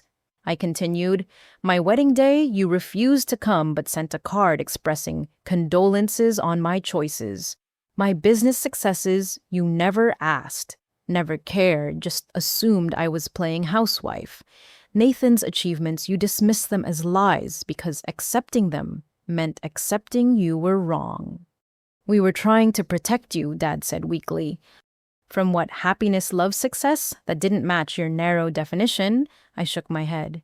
You weren't protecting me. You were protecting your worldview where value equals net worth and love is something poor people use to justify bad decisions. Tyler unexpectedly stepped forward. Leona's right. I've watched this family operate my whole life, and it's sick. You treat each other like competitors instead of relatives. I only went along with today because I'm broke and desperate, but watching this, I'm done. I'd rather take the bus than be part of this anymore. His defection seemed to break something in Mom. Her perfect posture crumbled as she sank into a leather chair meant for customers, not family drama. When did we become these people? She whispered.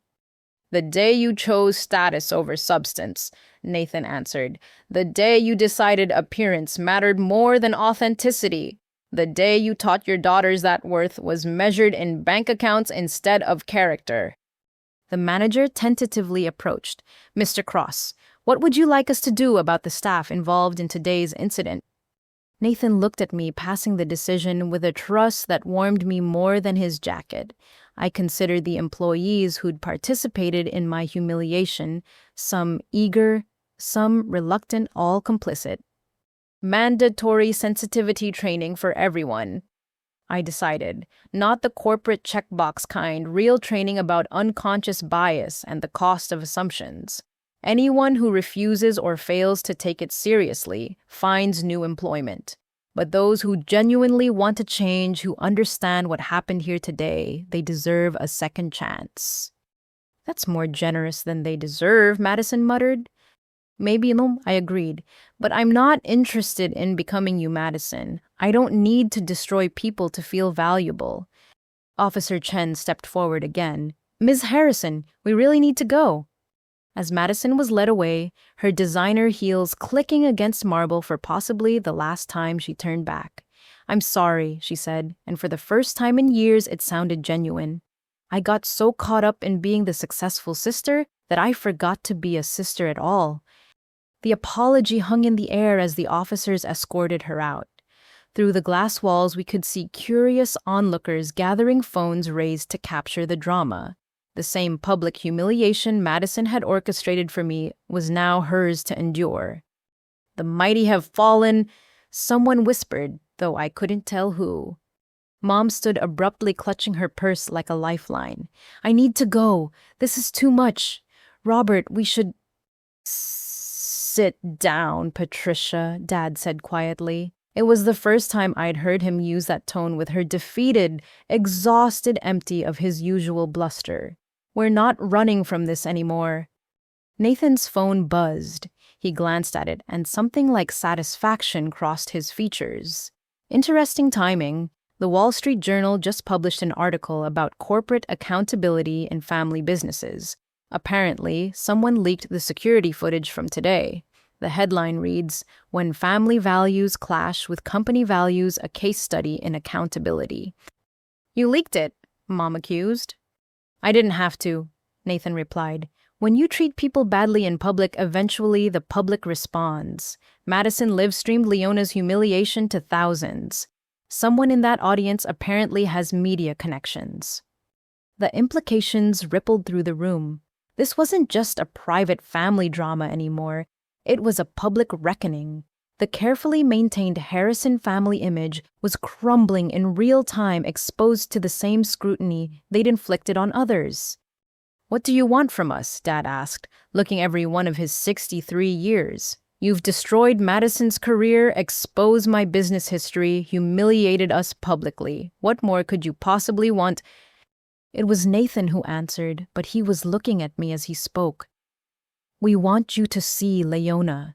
Really see her. Not as your disappointment or your project or your fallen daughter, but as the remarkable woman who built an empire while you were busy mocking her choices. He turned to face them directly.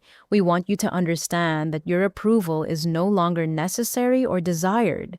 Leona doesn't need you to validate her success or acknowledge her worth. She knows who she is. Then why are we here? Mom asked plaintively. If you don't need us, why put us through this? I found my voice again, stronger now. Because you're still my family. Despite everything, some part of me kept hoping you'd choose love over pride. That's why I kept accepting your invitations, kept showing up to be hurt again. I was waiting for you to see me. But I'm done waiting, I continued. After today, you know the truth. What you do with it is your choice.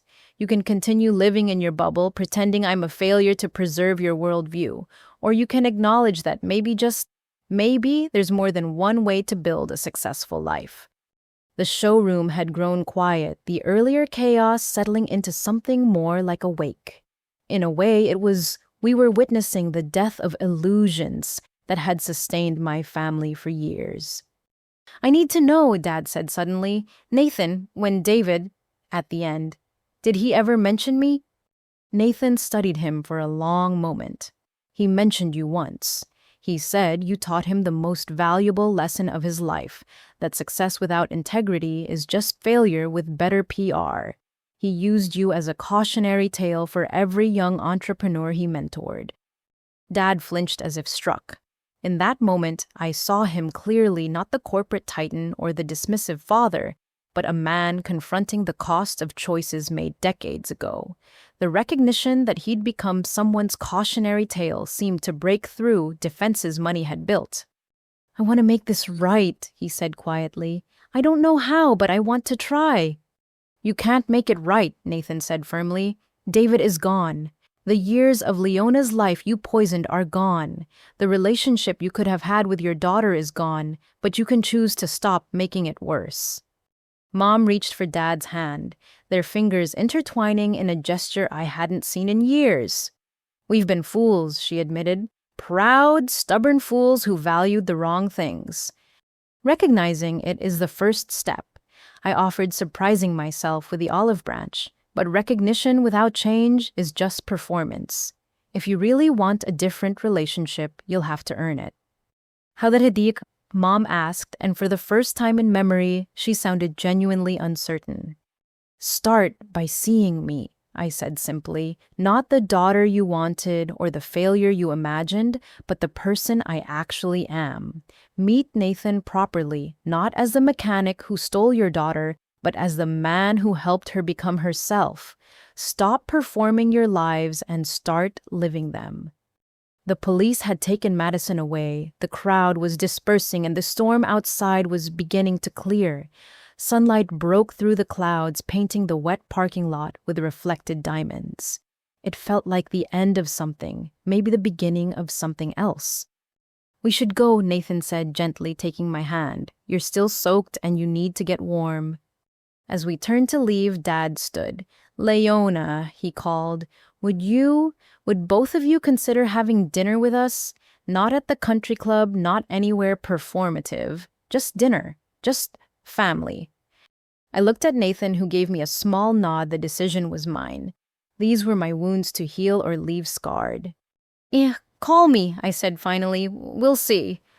It wasn't forgiveness that would take time and genuine change, but it was possibility, which was more than we'd had in years. As Nathan led me toward the Rolls Royce still waiting in the fire lane, I realized the tables hadn't just turned, they'd been completely rebuilt. The woman who'd stood in the rain, humiliated and alone, was walking out with her head high and her husband's hand in hers. The family who'd orchestrated her destruction was left to contemplate the ruins of their own making. And somewhere in between, in the space where cruelty had given way to truth, there was room for something new to grow. Whether it would or not remained to be seen. But for the first time in years, I was curious enough to find out. The Rolls Royce's interior embraced me with warmth and leather-scented comfort, a stark contrast to the emotional chaos we'd left behind. Nathan had barely pulled away from the dealership when both our phones began buzzing with incoming calls and messages. The digital age meant that scandals no longer needed time to percolate. They exploded instantly across every platform. 17 media requests already. Veronica reported from the front passenger seat, scrolling through her tablet with practiced efficiency. The journal article has been picked up by Bloomberg, Forbes, and CNN Business. The hashtag Prestige Motors Scandal is trending. Nathan glanced at me in the rearview mirror. How are you holding up? I'm processing, I admitted, watching the familiar streets pass by through rain-streaked windows. I didn't expect Madison to actually be arrested. Fraud is fraud, Veronica said matter-of-factly. The dollar amount she collected through false pretenses puts it well into felony territory. Plus, the cyber-stalking charges could add years to any sentence. My phone lit up with a call from an unknown number. Against my better judgment, I answered. Is this Leona Cross? The voice was professionally smooth. This is Amanda Chen from Channel 7 News. We're running a segment on family businesses and accountability. Would you be available for a brief interview about today's events at Prestige Motors? No comment, I said, ending the call. Within seconds, the phone rang again with a different number. Nathan reached back and gently took the device from my hand. Let Veronica handle media for now. You don't owe anyone your story.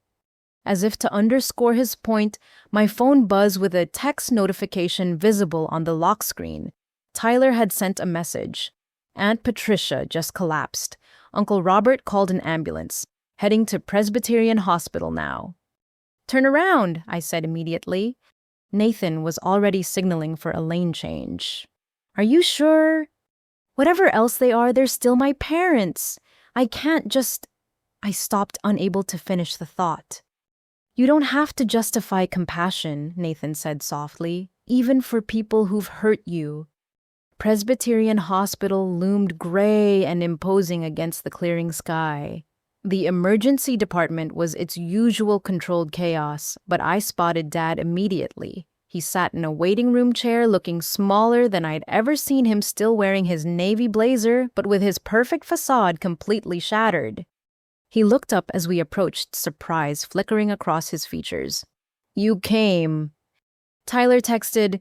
I explained, sitting down beside him. Nathan took the chair on my other side, a protective presence. What happened? She started hyperventilating in the car, Dad said, his voice hollow. Kept saying she couldn't breathe, couldn't think. The paramedics said it was a panic attack, but they're running tests to be sure. We sat in silence for a moment, the hospital's antiseptic smell and fluorescent lighting creating a strange bubble removed from the day's earlier drama. Around us, other families dealt with their own crises, their own moments of reckoning. I killed him, Dad said suddenly. David Mitchell, not literally, but I might as well have. I destroyed everything he'd built because I could, because it was legal, because I told myself it was just business. Why are you telling me this now? I asked. Because I've been seeing his face in Nathan's all afternoon, Dad admitted.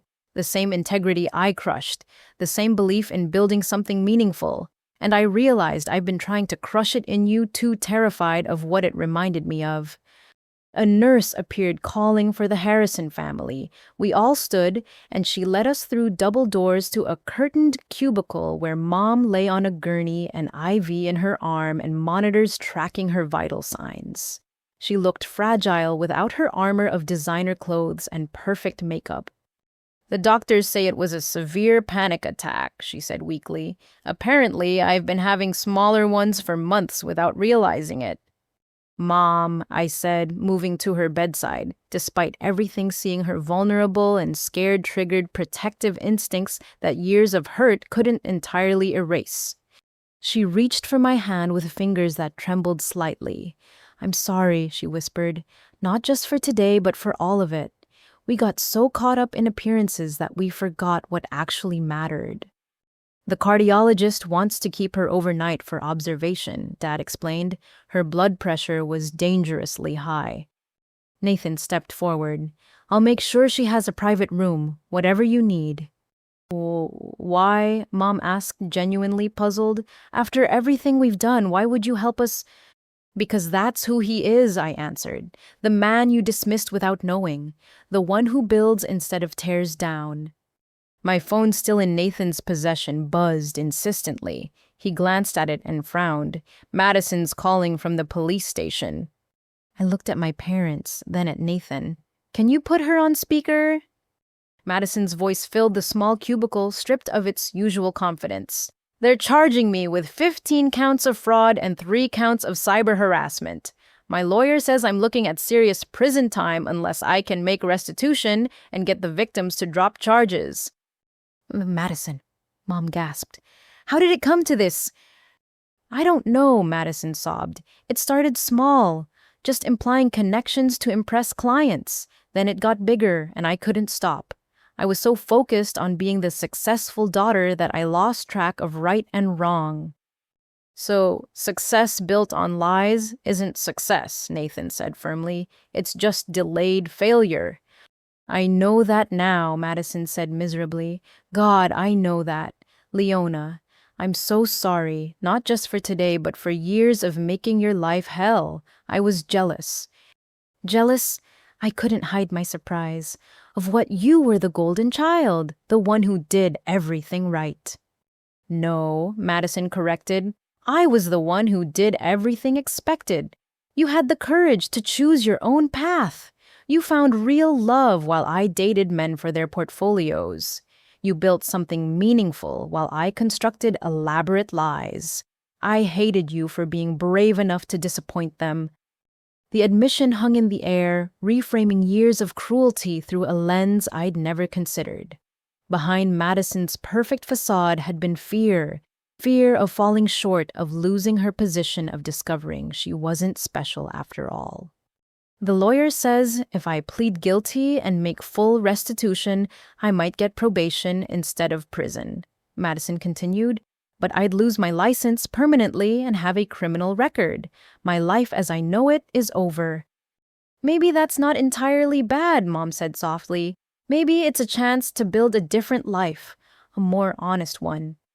Tyler appeared in the doorway, having finally made his way through the hospital bureaucracy. He looked between all of us with obvious uncertainty. "Is this a bad time I can come back?" "No," Dad said, gesturing him in. "Families should be together during crises, even dysfunctional families like ours." "Especially dysfunctional families," I corrected. "We're the ones who need the most work." Nathan's phone rang, Veronica calling with updates. He stepped into the hallway to take it, giving us space for this fractured family moment.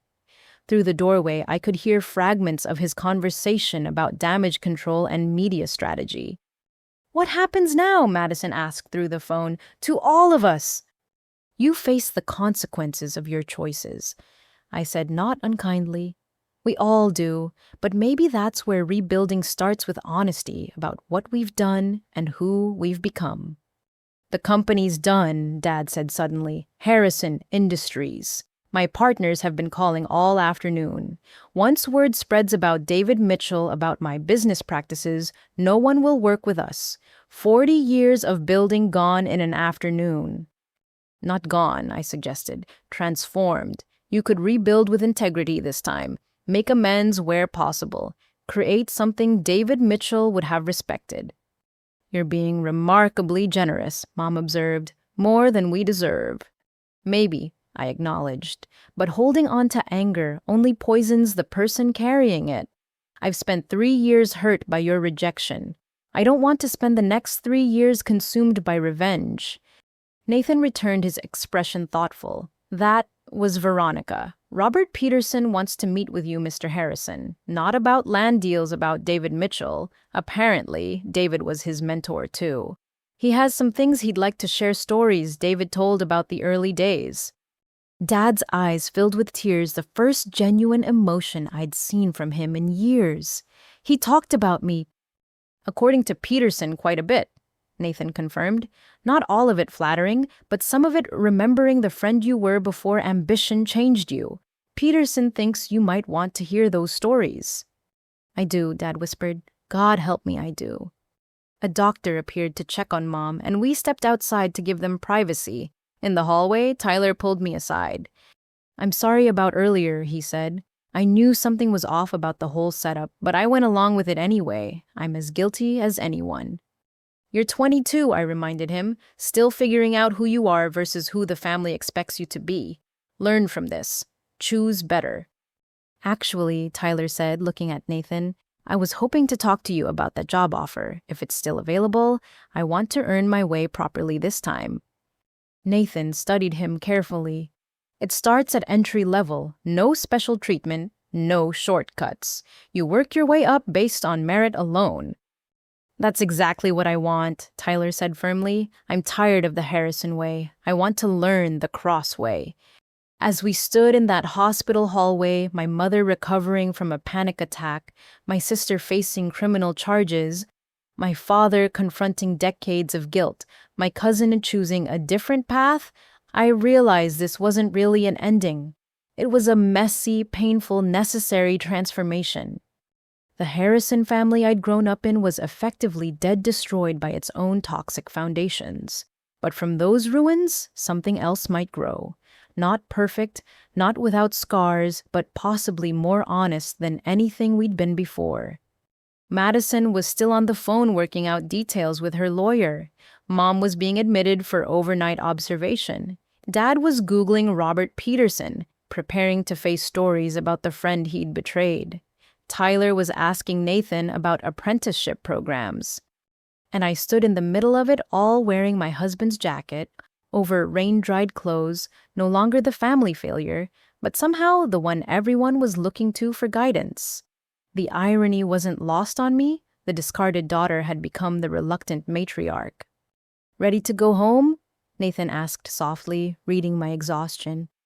Almost, I said. One more thing. I took the phone from where Madison waited on the line.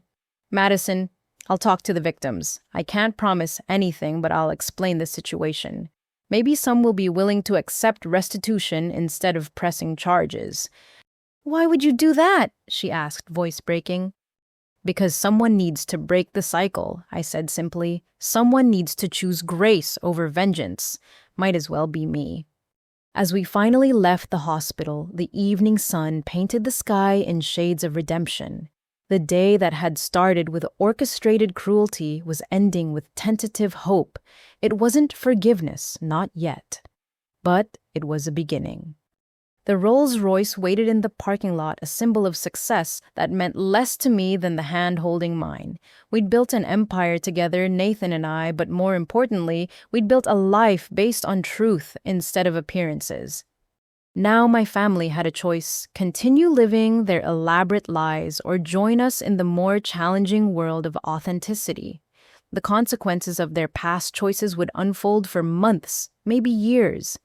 Madison would face legal battles. Dad's company would likely crumble. Mom would need to address whatever drove her panic attacks. But consequences, I was learning, weren't always punishments. Sometimes they were just the price of transformation.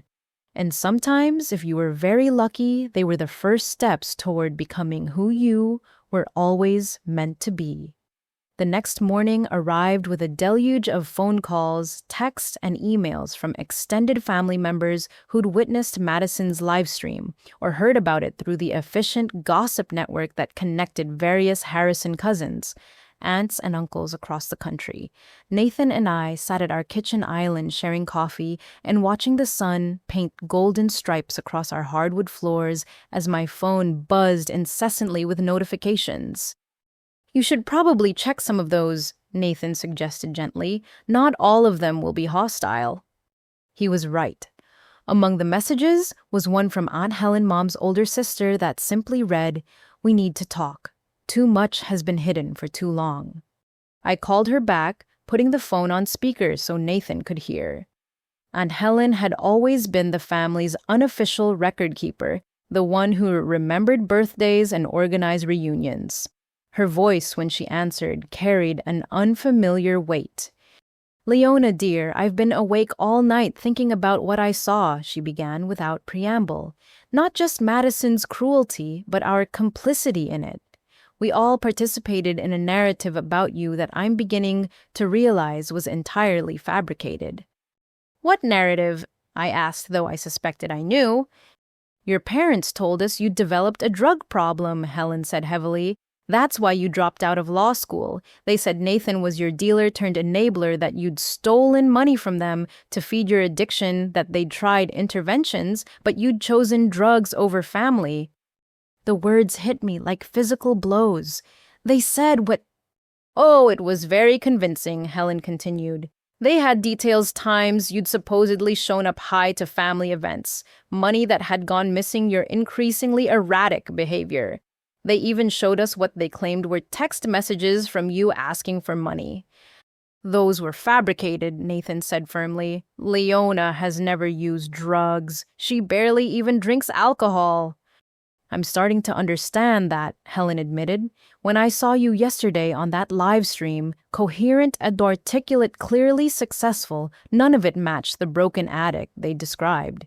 Then when the news broke about Nathan being, well, who he is, I realized we'd been fed an elaborate lie."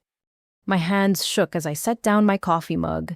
The scope of my parents' deception was broader than I'd imagined. They hadn't just rejected me, they'd actively poisoned every family relationship I had. "Who else believes this?" I asked quietly. "Everyone," Helen said simply. "Your cousins, Uncle Robert, the entire Mitchell side of the family. We all bought it because why would your parents lie about something so serious? We thought we were protecting family gatherings from a destructive influence." "That's why no one ever calls," I said, understanding flooding through me. "Why I wasn't invited to Carol's wedding or Ben's graduation party. You all thought I was an active addict." "I'm so sorry," Helen said, her voice thick with emotion. "We should have questioned it, should have reached out to you directly, but your parents were so convincing, so apparently heartbroken by your choices." Nathan's hand found mine across the counter. His touch grounded me as the full weight of betrayal settled on my shoulders. My parents hadn't just cut me off, they'd salted the earth of every family relationship I might have maintained. Nathan said, his voice carrying that dangerous calm I'd heard at the dealership. "Did Robert and Patricia Harrison ever provide actual evidence of Leona's supposed addiction?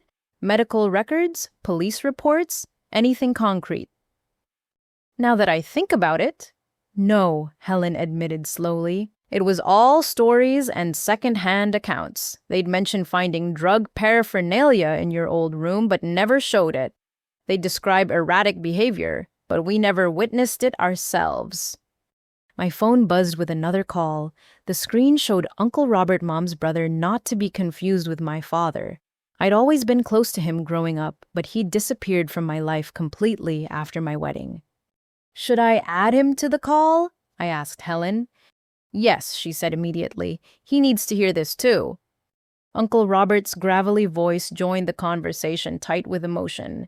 "Leona, I've been trying to call since 6 this morning. Helen forwarded me the live stream and— Christ, kiddo, what have we done to you?" "You believed what you were told," I said, finding reserves of grace I didn't know I possessed. They're very convincing when they want to be. No excuse, Uncle Robert said firmly. I'm a federal judge for crying out loud. I know better than to accept testimony without evidence. But when it came to family, he trailed off, then continued with renewed determination. I've spent the morning calling cousins, aunts, everyone I could reach. Do you know what I discovered? Not one of us ever saw you intoxicated. Not one of us witnessed you asking for drug money. Every single story came directly from your parents. Or Madison, Helen added. She was particularly creative in her tales of your supposed deterioration. Always just happened to catch you in compromising situations that no one else witnessed. Because none of it happened, I said firmly. I dropped out of law school to help Nathan build his business. I've never stolen from anyone. The only thing I'm addicted to is coffee and maybe those cinnamon rolls from the bakery on 3rd Street. The ones with the cream cheese frosting. Uncle Robert asked a hint of the warmth I remembered creeping into his voice. You used to beg me to take you there when you were little. Still do, I admitted, feeling tears threaten for the first time all morning. Or I would if you'd been around to ask. That changes today, he declared. Helen, we need to organize a family meeting. Everyone needs to hear the truth directly from Leona. Already planning it, Helen confirmed. This weekend, if possible. Leona, would you and Nathan come? Let the family meet who you really are, not the fiction your parents created. I looked at Nathan, who nodded encouragingly. We'll be there, I agreed. Over the next hour, more family members joined the call or sent messages. Each had their own version of the lies they'd been told, creating a patchwork narrative of addiction, theft, and degradation that bore no resemblance to my actual life. Cousin Carol cried as she apologized for not inviting me to her wedding. Ben, now in graduate school, admitted he'd been told I might steal from guests if I attended his graduation party. The saddest part, said Aunt Margaret, Dad's sister, who joined the growing conference call, is that we missed out on celebrating your real achievements. Building a company, your wedding to someone wonderful, all the amazing things you've accomplished. We were so busy mourning the fictional addict that we missed the successful woman. What I don't understand, Uncle Robert interjected, is why they did it. What could possibly motivate parents to systematically destroy their daughter's reputation within her own family? Control, Nathan said simply. When Leona chose a different path, they couldn't accept it. So they created a narrative where her choice was actually a failure, where their rejection was justified, even noble. It's easier to abandon an addict than a daughter who simply chose differently. But to maintain it for 3 years, Helen said wonderingly, the energy required to keep up such an elaborate deception. They had help, I pointed out. Madison was their willing accomplice, adding details and supposed sightings to keep the story fresh. And once the lie was established, it became self-sustaining. No one questioned why I wasn't at family events, because everyone understood I was unwelcome. My phone screen lit up with a text from my grandmother, Eleanor, my father's mother, the family matriarch who controlled significant wealth and influence. Her message was brief. Watching the news. Stay where you are. I'm on my way. Grandma Eleanor's coming here, I announced to the assembled family members on the call. A collective intake of breath greeted this news. Eleanor Harrison was 91 years old, sharp as a razor, and famous for her intolerance of what she called nonsense and nincompoops. She'd built a successful textile business from nothing in the 1950s, selling it for millions before I was born. Her opinion carried weight that transcended mere money. She told me you were dead to her, Aunt Margaret said quietly. After your wedding, she said she was removing you from her will and we were never to mention your name in her presence. Based on lies she was fed, Uncle Robert said grimly. This is going to be interesting. 2 hours later, a vintage Bentley, not ostentatious, just quietly elegant, pulled into our driveway. Grandma Eleanor emerged with the help of her driver, her silver hair perfectly coiffed, her posture still commanding despite her age. She wore a simple but expensive suit and carried the cane she'd insisted was For style, not support. Nathan and I met her at the door. She studied us both with eyes that missed nothing, taking in my casual morning attire and Nathan's protective stance beside me. So, she said, her voice carrying the authority of someone who'd spent decades being obeyed. You're the drug addict who stole from the family and the dealer who corrupted her. Grandma.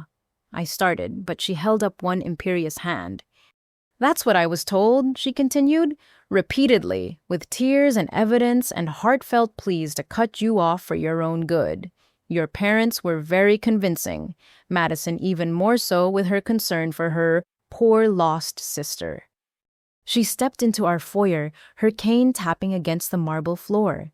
Her sharp eyes took in everything, the understated elegance, the family photos lining the walls, the obvious care in every detail.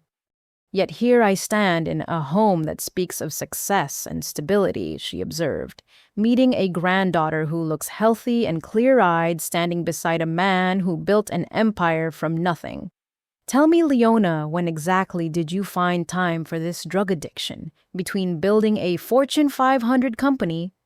There was no addiction, I said simply, just a daughter who chose love over their plans and parents who couldn't accept it. Eleanor moved to our living room with the confidence of someone who belonged everywhere she went. She settled into an armchair, her posture perfect despite her age.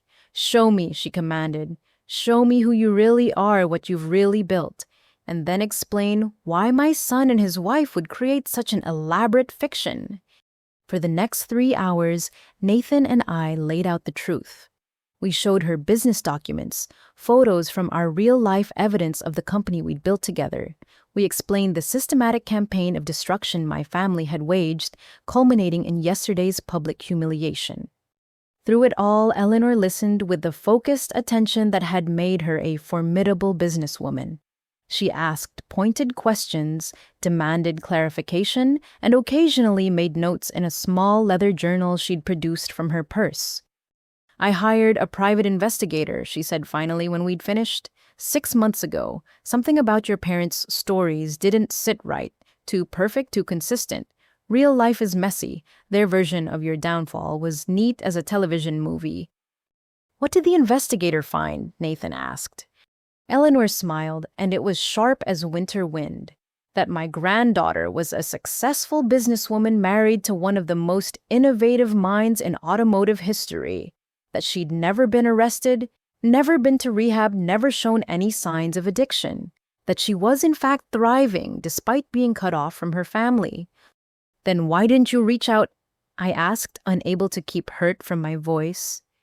Because I needed to understand the why before I acted, Eleanor replied. Your parents aren't stupid. They had to know their lies would eventually unravel. So why tell them what did they gain from destroying you in the eyes of everyone who loved you? Control. I repeated Nathan's earlier assessment. They couldn't control me, so they controlled the narrative about me. Deeper than that, Eleanor corrected. Fear. Your father built his success on a foundation of betrayal. I've known about David Mitchell for years, by the way. Your mother married for status, not love. They created a life based on appearances and transactions. Then you came along and chose authenticity, love, building something real with your own hands. She leaned forward, her eyes intense.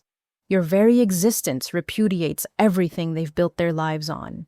Every happy moment you have with Nathan proves that their choices weren't necessary, that they sold their souls for fool's gold while you found real treasure. So they tried to destroy me, I said, understanding, finally dawning. They tried to make you as miserable as they are, Eleanor corrected. If you were a failure, an addict, a cautionary tale, then their choices were validated. But you thrived instead, so they had to escalate the fiction to maintain their worldview. She stood moving to the wall of photos with surprising agility. Her fingers traced the frame of our wedding picture, the one where Nathan and I are laughing at something off-camera, surrounded by the friends who'd become our chosen family. I've made mistakes, she said quietly. I believed lies because they came from my son. I cut off my granddaughter based on fiction. I let pride prevent me from investigating sooner. She turned to face us. I'm sorry, Leona. Deeply, truly sorry. Grandma, I said, crossing to her, you were lied to by people you trusted. We all were. The difference, she said firmly, is that I should have known better. I built a business empire in an era when women were expected to stay home. I know how families can turn poisonous when someone breaks the mold. I should have recognized the patterns. She pulled out her phone with the ease of someone who'd adapted to every technological change of the last century. Margaret. Yes, I'm with Leona now. Call a full family meeting for this weekend. Everyone attends or they're out of the will. Yes, I'm serious. And Margaret spread the word that anyone who continues to spread lies about my granddaughter will discover just how vindictive a 91-year-old woman can be. She ended the call and turned back to us. Now then, Nathan, I understand you knew David Mitchell. He was my mentor, Nathan confirmed. The man who taught me that business could be about more than profit. Eleanor smiled, and this time it held warmth. He was a good man. I tried to warn him about going into business with my son, but he believed in second chances. It cost him everything. You knew what Dad was capable of, I asked. Suspected, Eleanor corrected. Robert was always ruthless, even as a child. He'd destroy his sister's toys if she had something he wanted. I hoped age and success would mellow him. Instead, it just gave him bigger toys to break. She settled back into the chair as if preparing for a long stay. Tell me about your business, not the public version, the real story. How a mechanic and a law school dropout built something my son would kill to partner with. So, we told her. About meeting over a broken alternator, falling in love over late-night strategy sessions, building an empire on innovation and integrity. She listened with the hunger of someone who understood the joy of creating something from nothing. Your parents will fight back, she warned eventually. Cornered narcissists always do. They'll try to spin this, make themselves the victims. Let them try, Nathan said firmly. The truth is already out there. Eleanor's smile was approving. Good. You've learned the most important lesson, that lies require constant maintenance, but truth stands on its own. She stood again, ready to leave. This weekend's family meeting should be interesting. 30 years of lies unraveling in real time. Will you help us? I asked. Tell them what you've learned. Oh, my dear, Eleanor said, patting my cheek with a paper-soft hand that still carried steel. I'm going to do more than that. I'm going to give them a choice: accept the truth about you and make amends, or lose access to everything the Harrison name provides. Money, connections, social standing, all of it contingent on treating you with the respect you deserve. You don't have to, I started, but she cut me off. Yes, I do. I failed you once by believing lies. I won't fail you again. She moved toward the door, then paused. Oh, and Leona, that prenuptial agreement you insisted on, smart girl. Never let anyone, even someone you love, have complete control over what you've built. As her Bentley pulled away, Nathan wrapped his arms around me. Your grandmother is formidable. She's a force of nature, I agreed. And now she's on our side. My phone buzzed with more messages from family members. Each one represented a relationship poisoned by lies, now seeking truth and reconciliation. The task of rebuilding felt monumental, but for the first time in 3 years, it also felt possible. The extended family that had shunned me based on fiction was ready to meet the real Leona Cross. The question was whether they could handle the truth about why they'd been lied to in the first place. This weekend would tell. The Harrison family meeting convened at Grandma Eleanor's estate that Saturday, a sprawling property that had hosted decades of family gatherings, most of which I'd been excluded from for the past 3 years. Nathan and I arrived early at Eleanor's request, finding her in the conservatory surrounded by photo albums and documents.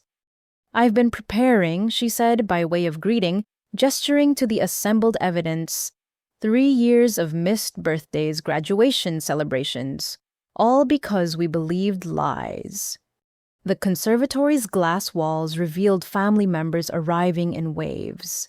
Cars filled the circular drive as cousins, aunts, uncles, and family friends gathered for what many assumed was about Eleanor's will, but would actually be about truth. "Are you ready for this?" Nathan asked quietly, his hand warm on my back.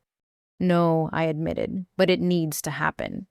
By noon, over 40 family members had assembled in Eleanor's grand living room. The atmosphere was tense, conversations stilted. Some relatives I hadn't seen in years avoided eye contact, while others stared openly as if trying to reconcile the drug addict narrative with the composed woman before them. My parents arrived last, Dad helping Mom from their car with unusual solicitude. She'd been released from the hospital but still looked fragile, her typical Polish replaced by something more vulnerable. They froze upon seeing me clearly, not expecting my presence. "Robert, Patricia." Eleanor greeted them coolly. "So glad you could make it, though I suspect you won't be glad you came." She took her position at the front of the room, every inch the matriarch despite her age. The family fell silent, decades of conditioned respect keeping everyone in their seats. "I've called this meeting to address a cancer in our family," Eleanor began, her voice carrying to every corner. "A cancer of lies that has metastasized over 3 years, poisoning relationships and destroying truth. Leona, please stand." I rose on unsteady legs, Nathan standing with me in quiet support. Dozens of eyes fixed on us, some curious, others suspicious.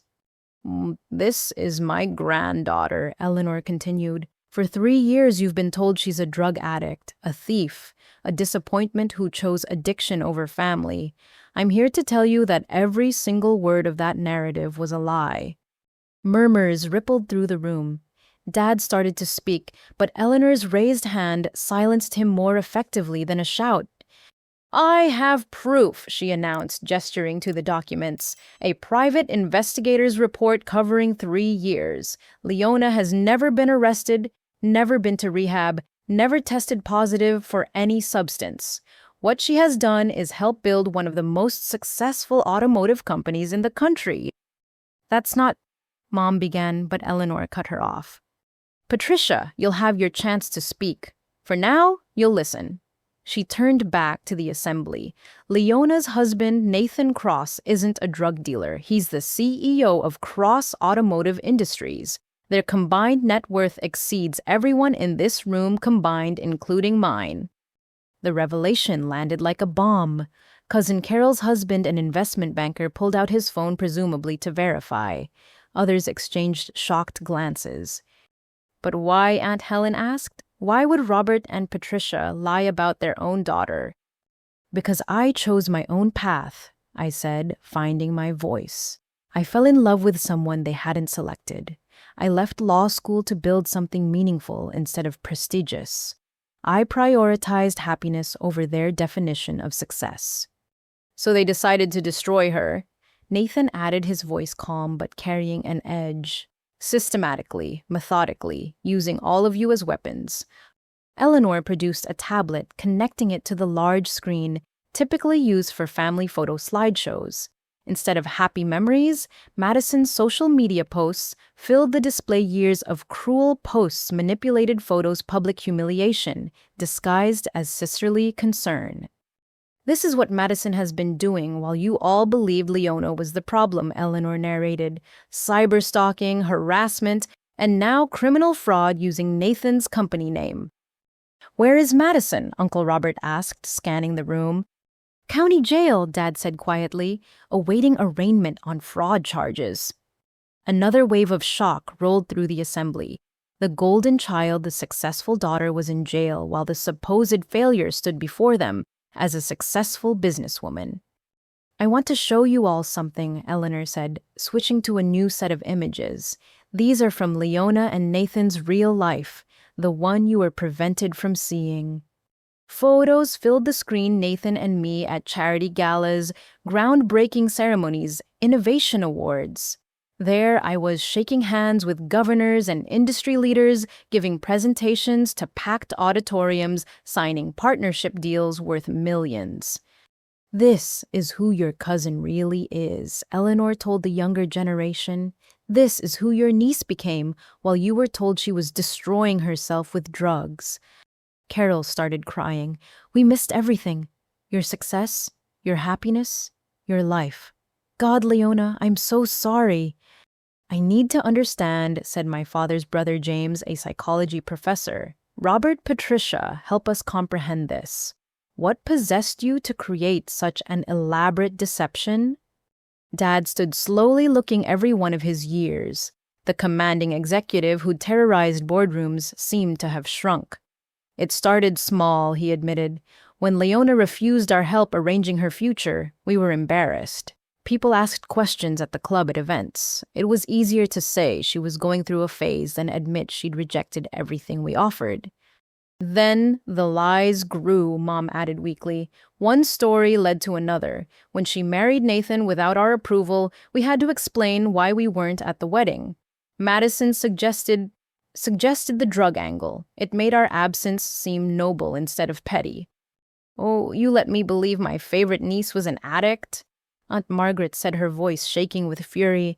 I cried for her, prayed for her, mourned the bright girl I'd watched grow up, and it was all fiction. We believed it ourselves after a while. Dad said, the admission seeming to surprise even him. It was easier than accepting that Leona had succeeded without us, that she was happier without our influence. The real question, Eleanor interjected, is what you're all going to do now. The truth is out. Leona and Nathan have graciously agreed to be here to give you all a chance to make amends. But make no mistake, they don't need you. Any relationship going forward is a gift they're choosing to give, not an obligation. My phone buzzed with a message from Veronica. I glanced at it and felt my stomach drop. Excuse me, I said, moving to take the call. There's apparently breaking news. I put it on speaker at Eleanor's nod. Veronica's efficient voice filled the room. Madison made bail. Someone posted it anonymously, but that's not the main issue. She's given an interview to a tabloid claiming she's the victim of a vindictive sister who entrapped her. She's also suggesting that Nathan's wealth came from illegal sources, that you two conspired to frame her. She's doubling down, Nathan said grimly. Even facing prison, she's choosing lies over accountability. There's more, Veronica continued. She's leaked selective portions of family emails and texts, editing them to support her narrative. It's already trending on social media. The family erupted in overlapping conversations. Some expressed outrage at Madison's continued deception, others worried about their own communications being exposed. Through it all, my parents sat frozen, watching their golden child self-destruct in real time. Eleanor's cane banged against the floor, commanding silence. Enough. This is exactly the kind of chaos lies create. Madison is showing you who she really is, someone who will burn everything down rather than admit fault. The question is whether the rest of you will continue enabling dysfunction or choose truth. What do you want us to do? Carol asked me directly. How do we make this right? Start by believing the truth, I said simply. Stop spreading the lies. If someone asks about me, tell them who I really am, not the fiction you were fed. And if you want a relationship going forward, approach it with honesty. No more games, no more choosing sides, no more treating family like a competition. I have a proposition, Eleanor announced.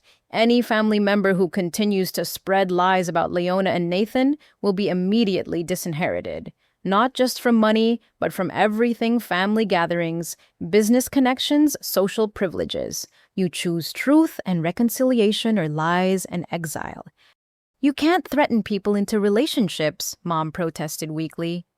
I'm not, Eleanor replied sharply. I'm refusing to subsidize cruelty. You and Robert spent 3 years poisoning Leona's relationships. Now, everyone gets to choose whether to remain poisoned or seek an antidote. One by one, family members began approaching us.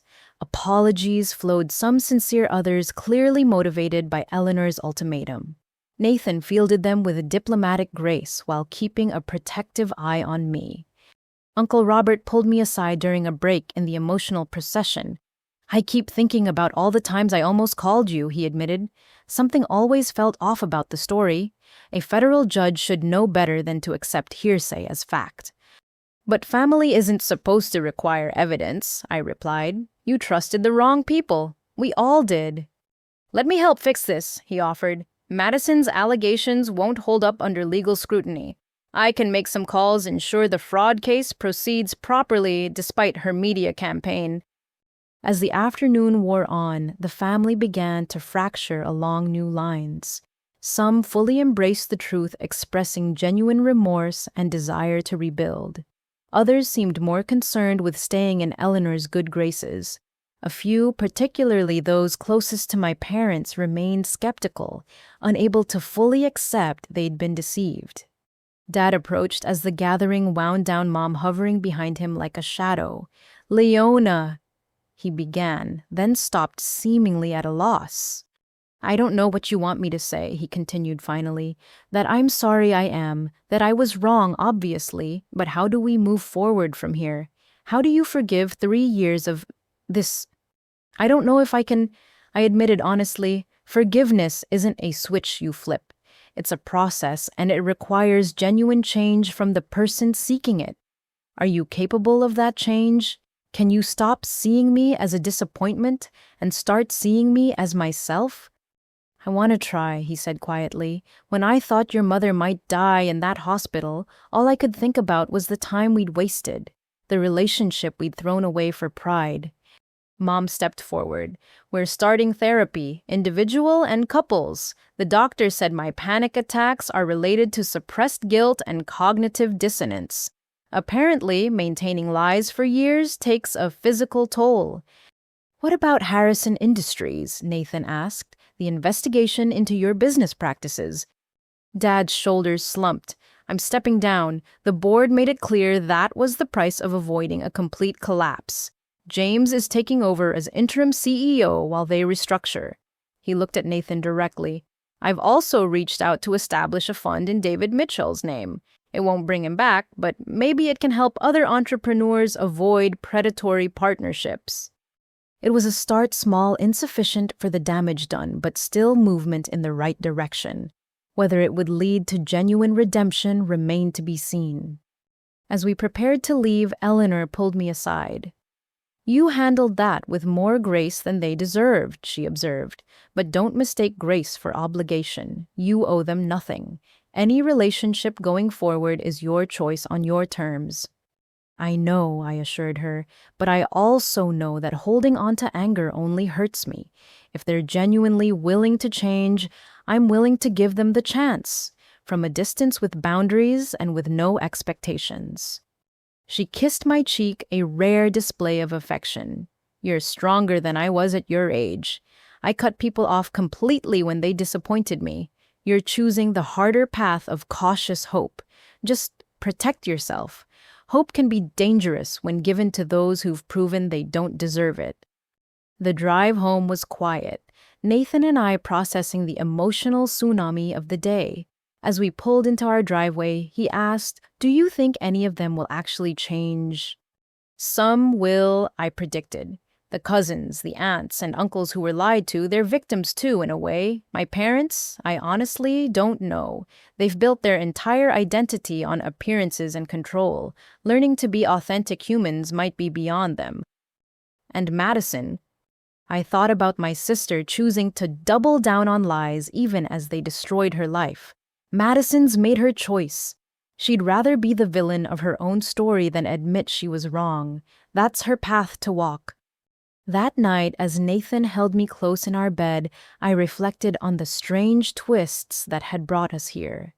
A simple invitation to car shopping had unraveled 3 years of lies, exposed fraud and betrayal, and forced a family reckoning that was long overdue.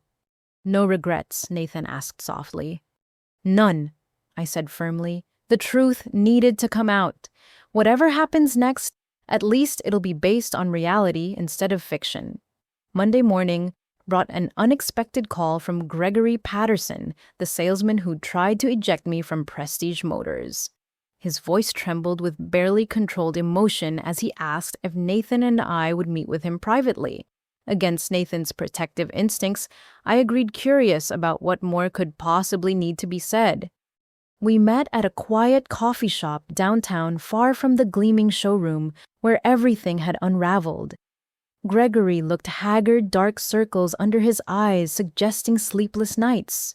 He stood when we arrived, a gesture of respect notably absent during our first encounter. "Thank you for coming," he began, clutching a manila folder. "I know I have no right to your time, but there's something you need to know. About that day, about why I was so ready to believe the worst about you." Nathan's expression remained stony, but I gestured for Gregory to continue. "Madison didn't just call ahead that day," he revealed, sliding the folder across the table. "She'd been cultivating relationships at multiple dealerships for months, setting the stage for incidents. I was one of her targets." The folder contained printouts of messages, emails, and what appeared to be security footage stills. My stomach turned as I recognized Madison in various shots, always impeccably dressed, always smiling at different salesmen. "She came in 6 months ago," Gregory continued. "Flirted, implied she had wealthy connections looking for luxury vehicles. She even went to dinner with me once, kept talking about her successful family, her executive father, her poor sister who'd thrown her life away for drugs." She was building a narrative. Nathan observed, his analytical mind already connecting dots. "More than that," Gregory said miserably. "She was creating witnesses. People who'd corroborate her version of your family dynamic without realizing they were being used. When she called that morning, I already knew you were trouble because she'd spent months painting you as an unhinged addict." I studied the messages, noting Madison's careful construction of lies layered with just enough truth to be believable. She mentioned real places, actual family members, but twisted every detail to support her fiction. "Why are you showing us this?" I asked. Gregory's professional mask finally cracked completely. "Because I can't live with being someone's weapon. I have a sister too, Mr. and Mrs. Cross. We're not close, but I'd never..." The idea that I participated in something so cruel that I let myself be manipulated into hurting someone for entertainment. He pulled out another document, his resignation letter from Prestige Motors.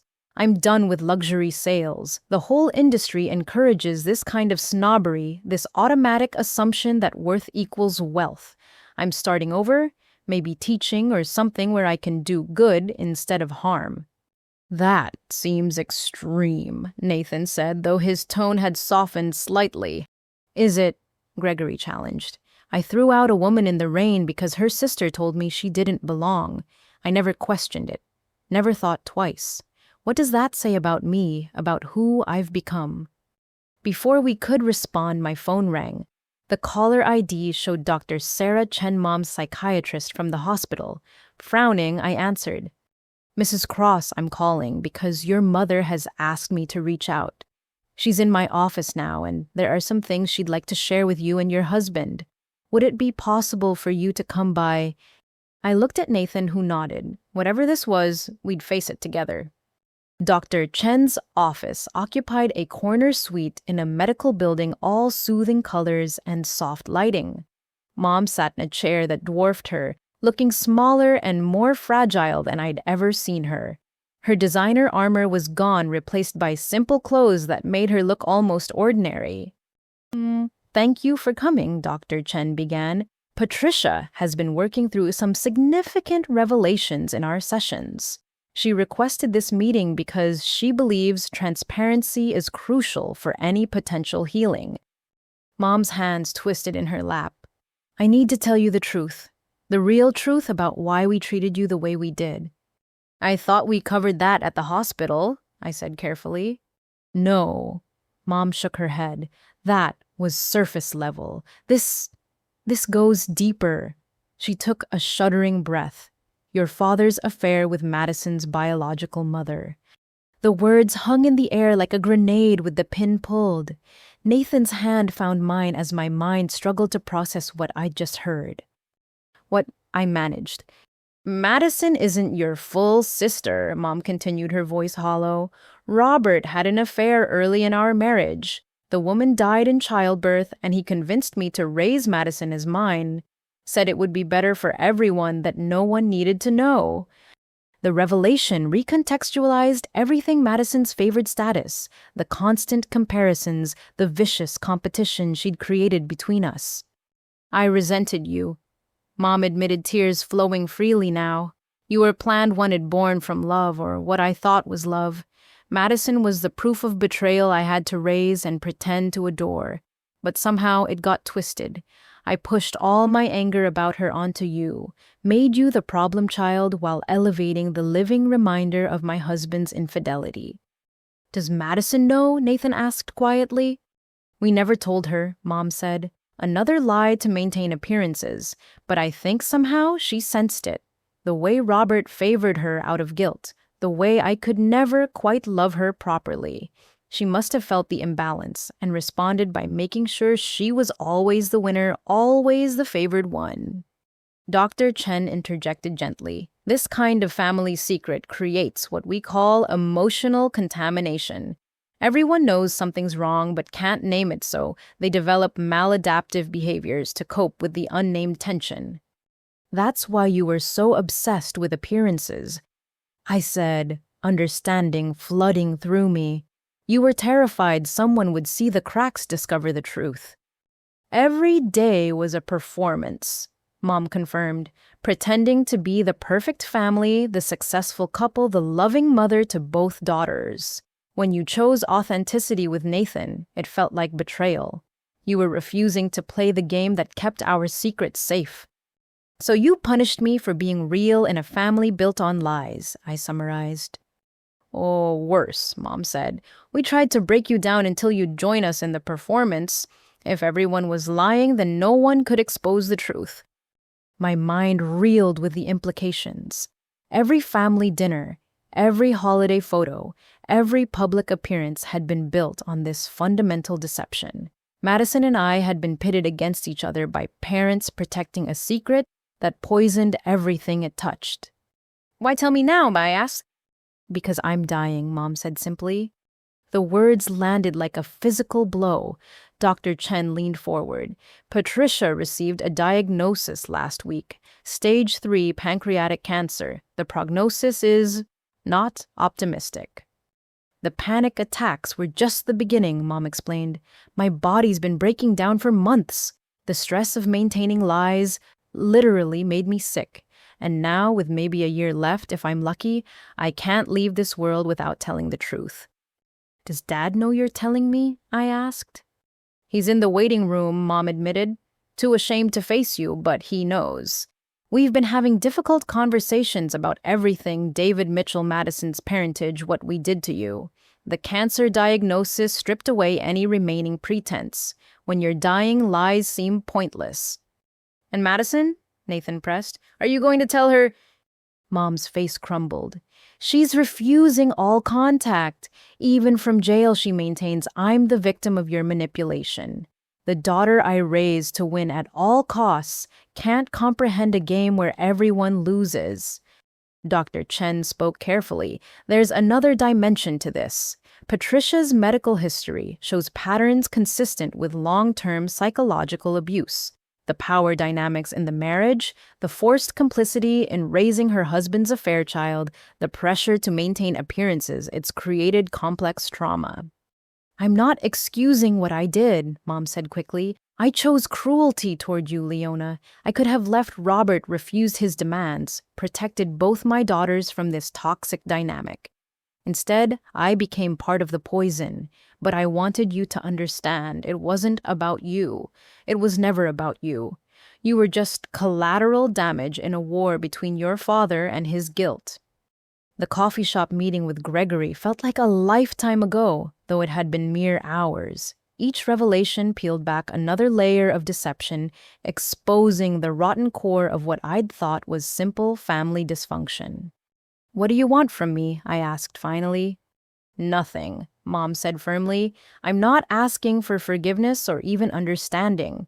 I just wanted you to have the truth before I'm gone, to know that your only crime was being authentic in a family allergic to honesty. A knock interrupted and Dad entered despite not being invited. He looked worse than at the family meeting, gray-faced shoulders bowed, expensive suit hanging loose on a frame that seemed to have shrunk. Patricia, that's enough, he said quietly. You don't need to. Yes, I do, Mom interrupted with more strength than seemed possible from her frail form. We've hidden behind your pride for 30 years, Robert. It ends now. Dad sank into an empty chair. What more is there to say? You've told her about Madison, about my failures. What's left? The money, Mom said simply. What money? I asked, though dread was already pooling in my stomach. The trust fund your grandmother Eleanor set up for you. Dad revealed, his voice barely above a whisper. We've been borrowing against it for years. Every time you disappointed us, we told ourselves we were justified in taking a little more. After all, if you were going to waste your life, why should you have resources? The final piece clicked into place. They hadn't just emotionally and socially sabotaged me, they'd been stealing from me the entire time. How much? Nathan asked, his voice dangerous. 800,000, Dad admitted.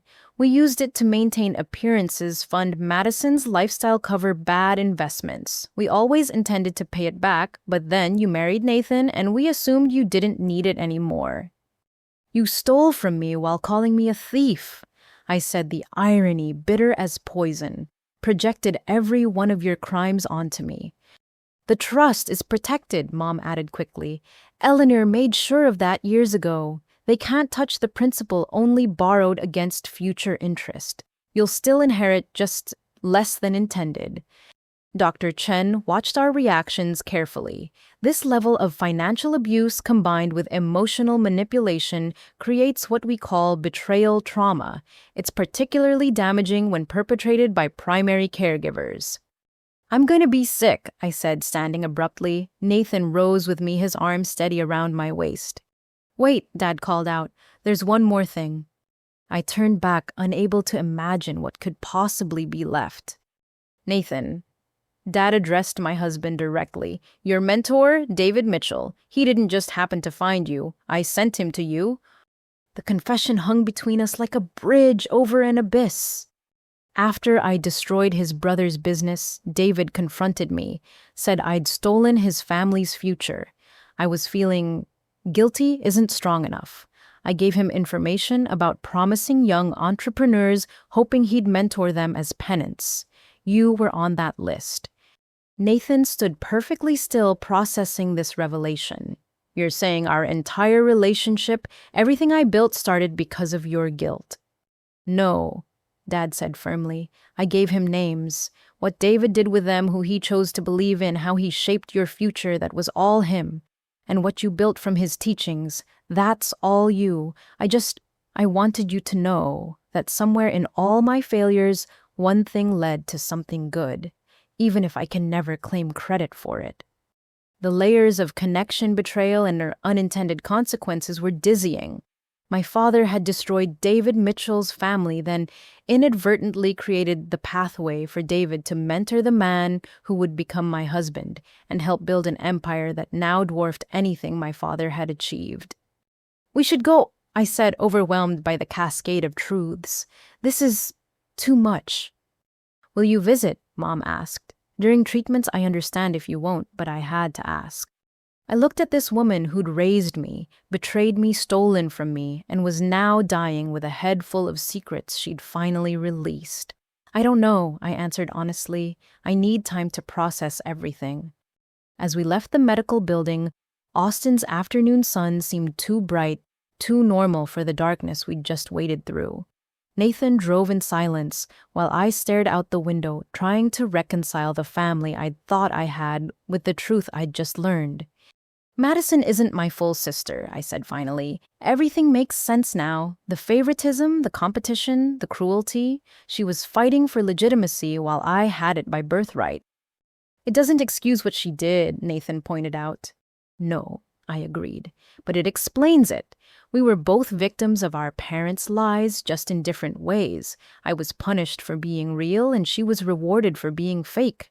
Neither of us had a chance at normal. What are you going to do about the money?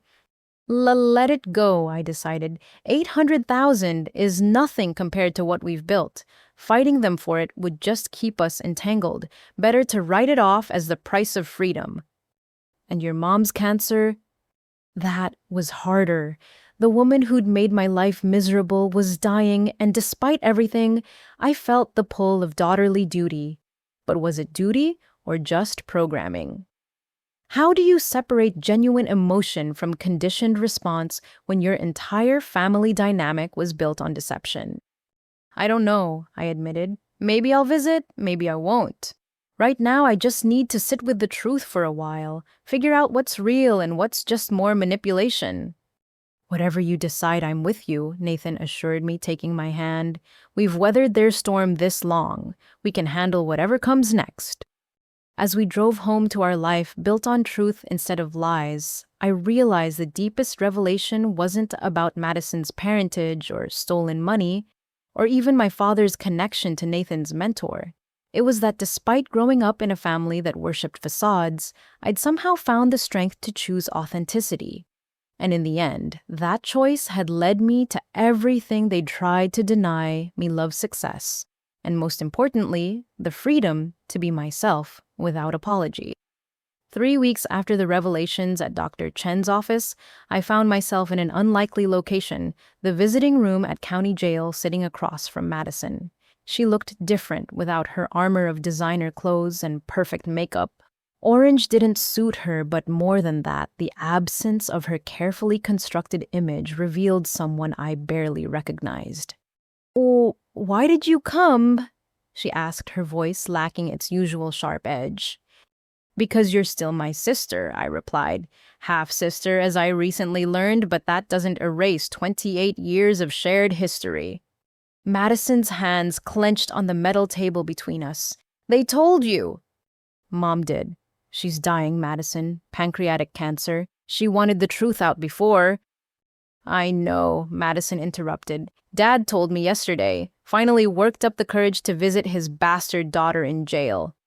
The word hung between us, ugly and raw, but also honest, maybe, the first honest thing between us in years. "How long have you known?" I asked. "Since I was 16, she admitted. Overheard an argument between them. Mom Patricia screaming about raising another woman's child. Dad begging her to keep pretending. Everything clicked into place. "Why didn't you tell me?" Madison laughed bitterly. "And give up my advantage. You were the real daughter, the legitimate heir. I was the dirty secret they had to dress up and parade around. The only way I could compete was to tear you down." "So you dedicated years to destroying me," I said, not accusingly, just stating fact. "I dedicated years to surviving," Madison countered.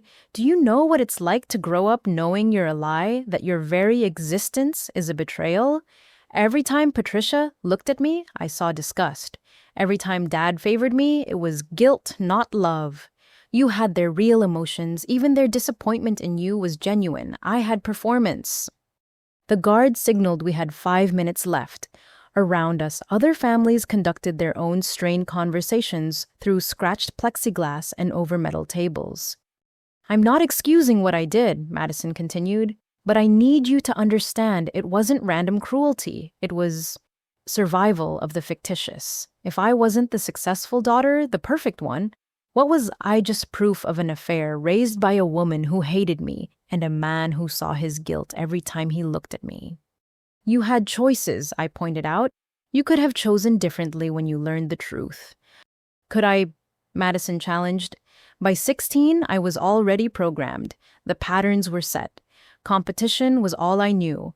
And then you went and chose love over success, happiness over status. You broke the rules I was killing myself to follow." I pulled out a folder I'd brought, sliding it across the table. Madison opened it warily, then froze as she recognized the contents. "Restitution agreements." I explained. I've talked to most of your fraud victims. If you plead guilty, complete court-mandated therapy, and pay back what you took, they're willing to support probation instead of prison time. Madison stared at the papers, then at me. Why would you do this? Because someone needs to break the cycle, I said, echoing my words from the hospital. Our parents built a family on lies and competition. We can choose to continue that or try something different. I posted bail to do that interview, Madison said quietly. Tried to destroy you one more time. I know. And you're still helping me? With conditions, I clarified. You complete therapy, real therapy, not the performance you've done before. You stay away from my business, my reputation, my life until you've done the work. You acknowledge publicly that you lied about the fraud being entrapment, and you stop the social media harassment permanently. That's it. That's everything, I corrected. I'm offering you a chance to rebuild your life on truth instead of lies, to figure out who Madison really is when she's not competing with anyone. It's harder than prison in some ways. Madison was crying now, tears cutting channels through her remaining makeup. I don't know how to not compete with you. It's all I've ever done. Then learn, I suggested. Get therapy, find out who you are beyond the successful sister. Build something real. Like you did, she said, and for the first time there was no bitterness in it. Like we both can, I offered. The guard announced time was up. As I stood to leave, Madison called out, Leona, could you visit Mom Patricia? She may not deserve it, but dying alone seems cruel even for her. I nodded non-committally and left, stepping back into sunshine that felt warm with possibility. That afternoon, Nathan and I met with our lawyer to establish what we'd come to call the family framework, a detailed set of boundaries and conditions for any future relationship with my family. It felt corporate and cold to create what essentially amounted to a contract for human connection, but 3 years of manipulation had taught us that good intentions weren't enough. Let's start with your parents, our lawyer Janet Morrison suggested. She'd handled everything from our prenup to the cross-automotive formation documents. Now she was helping us navigate the trickier territory of family rehabilitation. We'll attend family therapy sessions with them, but only with our approved therapist present, I began. No surprise visits to our home or office. Any family gatherings must be in neutral public spaces until trust is reestablished. And absolutely no discussion of business or money. Janet typed efficiently. What about your mother's cancer treatments? I'll visit during chemo sessions, I decided. Public space, time-limited, interaction focused on her health, rather than rehashing the past.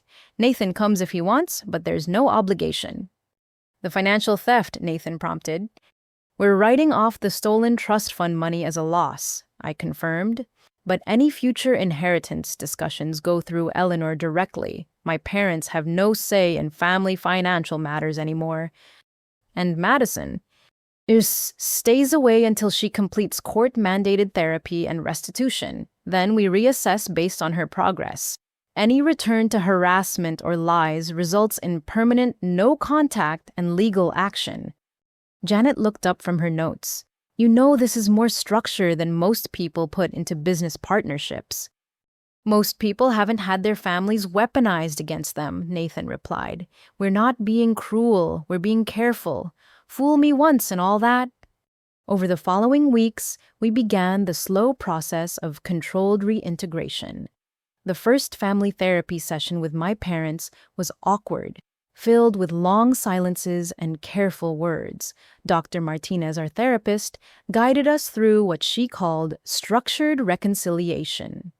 The goal isn't to restore what was, she explained during our prep session. That relationship was built on dysfunction. The goal is to potentially build something new with everyone understanding their roles and responsibilities. Dad struggled the most with the boundaries.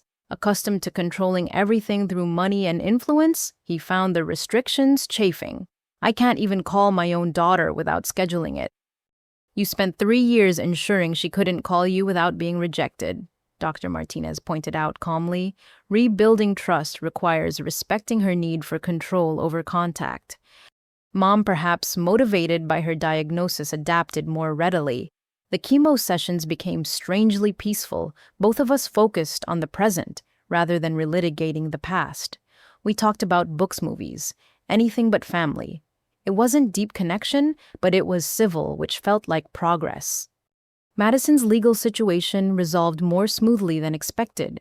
With the restitution agreements I'd negotiated and strong letters of support from Nathan regarding her mental health struggles stemming from family dynamics, she received 5 years probation, 300 hours of community service, and mandatory therapy. The fraud charges would stay on her record, ending her real estate career, but she avoided prison. The public response to our family drama was mixed. Some saw it as a cautionary tale about wealth and privilege destroying families. Others focused on the redemption angle, how truth and accountability could begin healing even the deepest wounds. Business Insider ran a feature titled, "When Family Dysfunction Meets Corporate Success: The Cross Harrison Story," which Nathan and I declined to participate in. "Let them speculate," Nathan advised. "We know our truth. That's enough." 3 months into our structured reconciliation, we faced the first real test. Eleanor announced she was updating her will and wanted a full family meeting to discuss it. The last gathering had been the explosive revelation session. This would be our first attempt at normal family interaction within the new boundaries. We met at Eleanor's estate on a Sunday afternoon. The same rooms that had hosted confrontation now held cautious hope. Madison attended via video call from her court-mandated halfway house, her appearance markedly different. Natural makeup, simple clothes, and absence of the brittle perfection she'd previously projected. "I've lived through 91 years of family dynamics." Eleanor began, commanding the room as always. "I've seen how money can destroy relationships, how secrets can poison love. So I'm doing something different." She outlined a trust structure that was revolutionary in its simplicity. Instead of lump sums that could fuel competition and resentment, she'd created what she called milestone distributions. Money would be released for education, starting legitimate businesses' medical needs, or charitable endeavors. Each distribution required approval from a board consisting of family members who demonstrated ethical behavior. "Leona and Nathan will chair the board initially," Eleanor announced. "They've proven that success and integrity can coexist. Others can earn positions through actions, not words." "You're putting her in charge of our inheritance." Dad protested, old habits dying hard. "I'm putting ethical behavior in charge of my legacy," Eleanor corrected. "Anyone who objects is free to be excluded entirely." It was brilliant in its simplicity. Instead of fighting over money, family members would have to demonstrate the values Eleanor wanted to preserve. Competition would still exist, but it would be about who could do the most good rather than who could tear others down. "What about me?" Madison asked through the screen. "I'm a convicted felon. Do I have any chance at redemption in this structure?" Eleanor studied her granddaughter. The one she'd just learned wasn't biologically related to her, but had raised as her own anyway. "Your criminal record doesn't exclude you, but your behavior does. Show me 5 years of ethical living, genuine contribution to society, and maintained family boundaries, and we'll discuss adding you to the trust board." "Oh, 5 years," Madison repeated. "I'll be 36. "And hopefully wiser," Eleanor said firmly. "Wisdom takes time. Redemption takes longer." As the meeting progressed, I watched my family navigate this new dynamic. Without the old weapons of money and emotional manipulation, they had to find different ways to interact. Some conversations stumbled, others showed promise. Tyler, who'd been working diligently at Cross Automotive's entry level, shared his first promotion with genuine pride. Aunt Helen discussed a charity she wanted the trust to support. "This is weird," Carol whispered to me during a break. "Good weird, but weird. It's like we're learning to be a family from scratch." Maybe that's what we needed, I replied. The old version was built on lies. This one might have a chance at truth. The gathering ended without drama, a victory in itself. As people prepared to leave, Mom approached me moving slowly from the chemo's effects.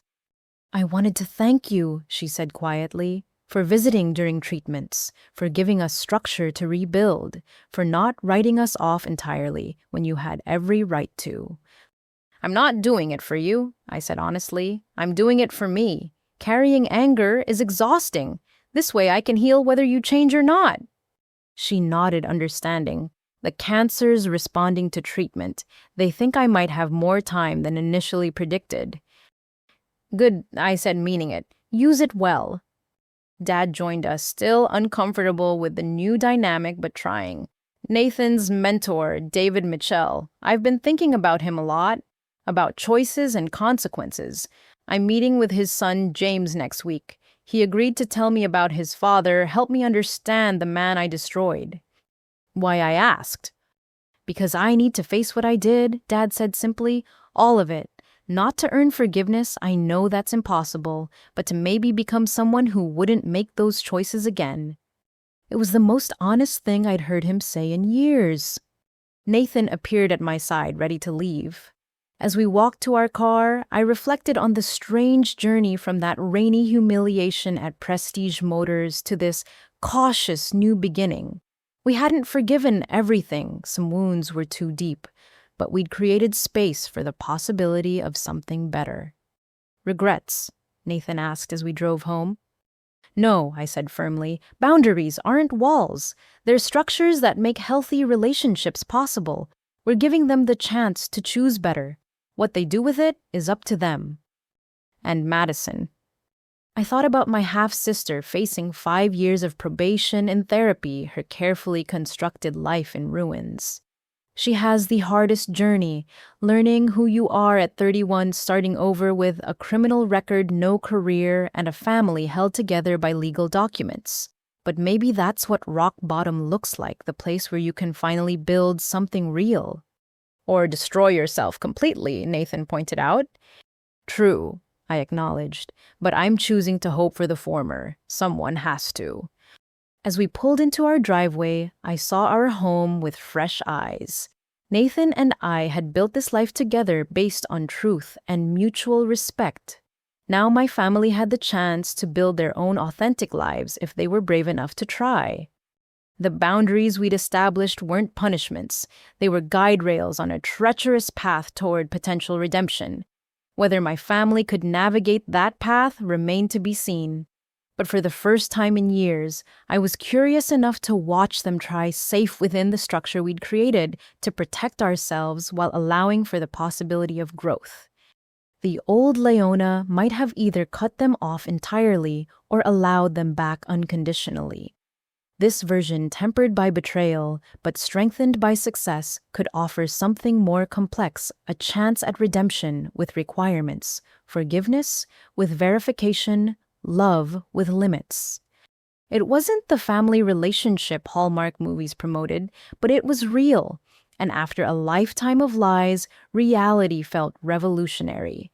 1 year later, I stood in the conference room of the Leona Cross Foundation, watching the inaugural class of scholarship recipients file in for orientation. 25 young people, each of whom had overcome family trauma to pursue their dreams, would receive full funding for education or business ventures. The foundation had been Nathan's idea, but naming it after me was his insistence. You survived what they tried to do to you, he'd said when we filed the paperwork. Now you can help others survive their own family battlegrounds. Among the scholarship recipients sat Tyler, who despite working for Cross Automotive had applied through the normal channels and been selected on merit. He'd spent the year not just learning the business, but volunteering with youth programs, determined to break the Harrison pattern of taking without giving. Welcome, I addressed the group. Each of you has a story of family dysfunction, betrayal, or abandonment. You're here not despite those experiences, but because you've chosen to transform pain into purpose. Through the glass wall of the conference room, I could see Madison in the foundation's main office filing paperwork as part of her community service. She'd requested placement with us, specifically saying she needed to see what building instead of destroying looked like. Her therapy was progressing her letters to me, increasingly self-aware and accountable. Ms. Cross? A young woman raised her hand. How do you forgive family who've hurt you? My parents stole my college fund for drugs, and everyone says I should forgive them, but I'm just so angry. The question cut straight to the heart of our mission. Forgiveness isn't mandatory, I said carefully, and it's not a gift you give to those who hurt you. It's a gift you give yourself. But it only works when you're ready, when you've processed the anger and established boundaries to prevent further harm. Some of you may never forgive, I continued. That's valid too. The goal isn't to absolve those who hurt you, but to build lives where their actions no longer define your future. Nathan entered quietly, taking a seat in the back. We developed this program together, understanding that financial support without emotional guidance often failed. Each recipient would have access to therapy mentorship and a community of survivors who understood that family could be both your first wound and your greatest teacher. After orientation, Madison approached hesitantly. Her designer clothes had been replaced by simple professional attire. The sharp edges that once defined her had softened into something more approachable. "That was powerful," she said. "The way you talked about transformation, I used to think success meant defeating others. I'm learning it can mean lifting them up." "How's therapy going?" I asked, maintaining the careful distance our boundaries required. "Difficult," she admitted. "Dr. Patel says I have to rebuild my entire identity from scratch, figure out who Madison is when she's not competing with her sister or living as proof of an affair. It's like being newborn at 32. "Any insights?" Madison smiled ruefully. "I like teaching. Started volunteering at the literacy center as part of my service. Turns out when I'm not tearing people down, I'm actually good at building them up. Who knew?" It was progress more than I dared hope for a year ago. "Keep doing the work," I encouraged. "Identity reconstruction takes time, but it's possible." As she returned to her filing, Nathan joined me. "Your mother's here for her volunteer shift," he said quietly. "Should I redirect her?" Mom had started volunteering at the foundation 6 months ago after her cancer went into remission. The treatments had worked better than expected, buying her years instead of months. She'd asked to contribute somehow, and we'd agreed to weekly volunteer shifts, structured supervised, but still a form of connection. "Let her works," I decided, "but remind her about tomorrow's family therapy session. Dad missed the last one for our urgent meeting." "Already done," Nathan assured me, though I think the urgent meeting was actually shame. Dr. Martinez was planning to address the David Mitchell situation. Dad's journey toward accountability had been the rockiest. Meeting with David's son had devastated him, forcing him to confront the human cost of his ruthless business practices.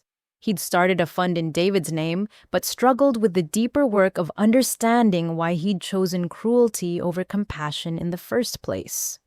"He can't rebuild without facing it," I said. "None of us can." The foundation's main floor buzzed with activity. Former addicts counseled those still struggling. Abuse survivors ran support groups. People who'd been rejected by their families created new definitions of belonging. It was messy, painful work, but also beautiful in its determination to break cycles. "Leona," a familiar voice called. Carol, my cousin, entered with a small entourage. "Sorry we're late. Traffic was horrible."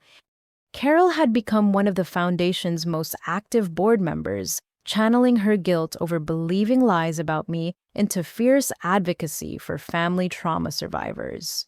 She'd brought potential donors today, part of our expanding effort to help more people. "Everyone, this is my cousin Leona."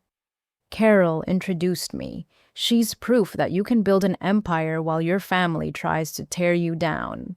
Also proof that success is the best revenge though she'd probably say success is just success. Success is better when shared, I corrected, greeting the donors. That's why we built this, to share the tools that helped us survive and thrive. The afternoon flew by in meetings, planning sessions, and the controlled chaos of an organization experiencing rapid growth. As evening approached, I found myself in the quiet of my office reviewing applications for the next scholarship cohort. Each story was a variation on familiar themes: betrayal, abandonment, gaslighting, theft, but also resilience, determination, and refusal to be defined by others' cruelty. Mom knocked on my doorframe. "Your volunteer coordinator said I could bring you tea before I left." She entered carefully, respecting the physical boundaries we'd established. The woman who'd once commanded rooms with icy perfection now moved with the quiet humility of someone who'd learned how much she'd lost pride. "How are you feeling?" I asked, accepting the tea. "Grateful," she said simply, "for remission, for the chance to make amends, for boundaries that let us coexist even if we can't fully reconcile. I know I don't deserve any of it." "Deserving isn't the point," I replied. "Growth is. Show me growth and I'll match it with opportunity. Slide backward and boundaries get stronger. It's simple." "Robert's struggling with that concept," Mom observed. "He wants instant forgiveness, a clean slate. The idea that he has to earn trust through consistent action over years, it's foreign to him." "Then he'll learn, or he won't," I said pragmatically. "His choice." Mom prepared to leave, then paused. "That young woman who asked about forgiveness, your answer was perfect. Not pushing forgiveness as mandatory, acknowledging anger as valid. I wish I'd had someone tell me that 40 years ago when I was grappling with Robert's affair." "You could tell your story," I suggested carefully. "Not for sympathy, but to show others how suppressed anger and maintaining lies can literally make you sick. Your cancer diagnosis wasn't random stress, and secrets take physical tolls." "Maybe someday," she said softly, "when I've earned the right to help others by fully facing what I've done." As she left, Nathan appeared with dinner from our favorite restaurant. We ate in my office, watching the sun set over the city we'd helped build with innovation and integrity. "Madison asked about the family dinner next month," he said between bites, "whether she might attend via video." Eleanor had instituted monthly family dinners with strict rules, neutral locations, no business talk, focus on present and future, rather than relitigating the past. They'd become surprisingly functional, even pleasant at times. "What do you think?" I asked. She's done 9 months of solid work," Nathan observed. "Therapy, community service, zero social media presence. The victims who've interacted with her report genuine remorse and behavioral change." But it's your call. She hurt you the most." I considered it. Madison participating in family dinners would be a significant step, acknowledging her as genuinely working toward redemption, rather than just serving her sentence. It would also test whether she could handle family interaction without reverting to competition and cruelty. One dinner, I decided. Video call only. If she handles it well, we'll consider continuing. If not, she waits another 6 months to try again." Fair enough," Nathan agreed. "Speaking of family, Tyler's performance review is tomorrow. His manager says he's exceeding all expectations." "Because he's working for something beyond himself," I said. "He's seen what happens when you live only for status and appearance. Now he's building genuine competence and character." My phone buzzed with a message from Grandma Eleanor. "Proud of what you're building. Both the foundation and the family framework. You're teaching them what I never could, that love requires boundaries and growth requires discomfort. Keep going." At 92, Eleanor remained our North Star, the one who'd broken the family silence and forced truth into the open. Her health was declining gradually, but her mind remained sharp as the blade that had cut through decades of lies. "We should visit her this weekend," I suggested to Nathan. "Bring the foundation's annual report. She loves seeing the numbers, how many people helped, how many cycles broken. She loves seeing you happy, Nathan corrected. The numbers are just bonus. As we finished dinner, I reflected on the strange journey from rejection to reconciliation, or at least its possibility. My family wasn't healed. Maybe it never would be completely. Madison still struggled with identity beyond competition. Dad still defaulted to transactional thinking. Mom still fought the urge to maintain appearances over authenticity. But they were trying within the framework we'd established. And that framework, the boundaries, the requirements, the consequences had created something unexpected: hope. Not hope for a return to some idealized past that had never existed, but hope for a future where people could choose growth over stagnation, truth over lies, building over destroying. The foundation embodied that hope, taking our personal pain and transforming it into public good. Every scholarship recipient who broke their family's cycle, every support group that helped someone establish boundaries, every therapy session that uncovered authentic identity, all of it grew from seeds planted in the ruins of the Harrison family mythology. "Ready to go home?" Nathan asked, gathering our dinner containers. "Almost," I said, pulling up one last file. "I want to review Madison's teaching volunteer reports. If she's serious about education as a career path, we might be able to help with credentials once her probation allows it." "Still protecting her even after everything," Nathan observed gently. "Not protecting," I corrected, "investing.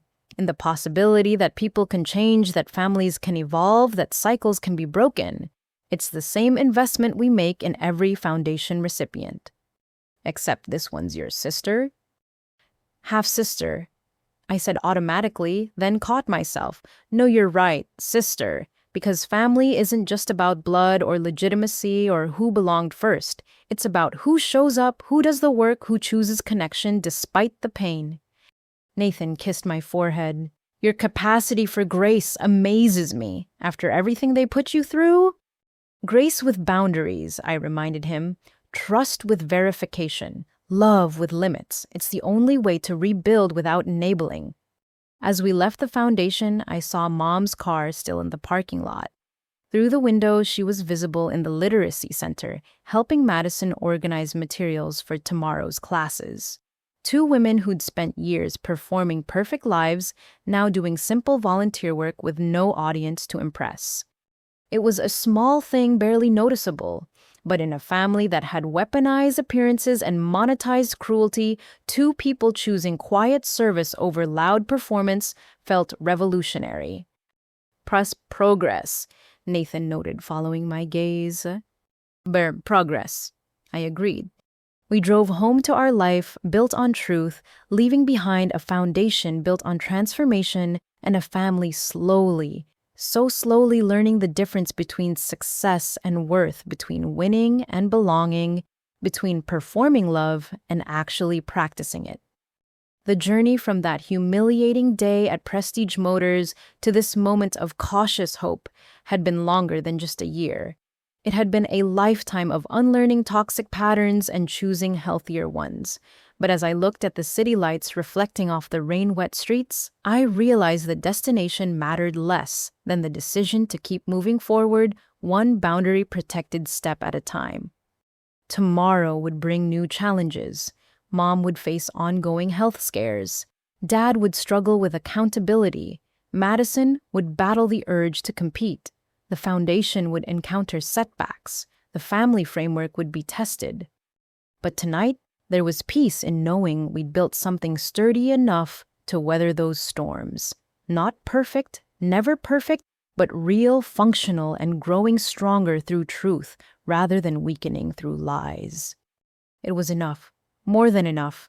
It was everything my family had never been, and proof that with work boundaries and grace, even the most damaged foundation could support new growth. The Rolls Royce that had once arrived as a symbol of revenge now carried us home as a reminder of what two people could build when they chose love over control, authenticity over appearance, and partnership over competition. Behind us, the foundation lights glowed in the darkness beacon, and promise combined that no matter how badly family could wound you, you could choose to transform that pain into purpose, that betrayal into boundaries, that dysfunction into a determination to do better.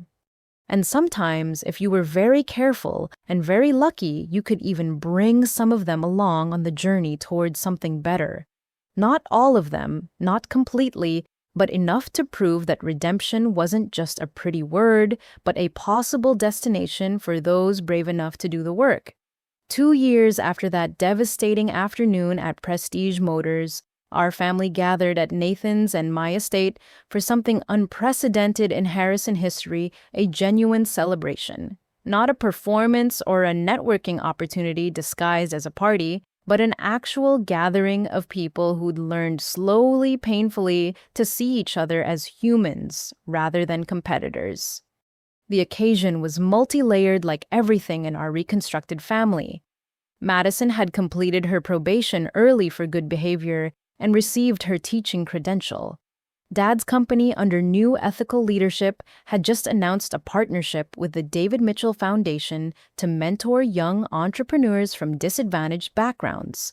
Mom was celebrating 3 years cancer-free. And the Leona Cross Foundation had just surpassed its goal of helping 500 families break cycles of dysfunction. But perhaps most significantly, this was Grandma Eleanor's 94th birthday, and though she'd grown frail, her mind remained sharp enough to appreciate the transformation she'd catalyzed. I stood in our garden watching the controlled chaos of setup.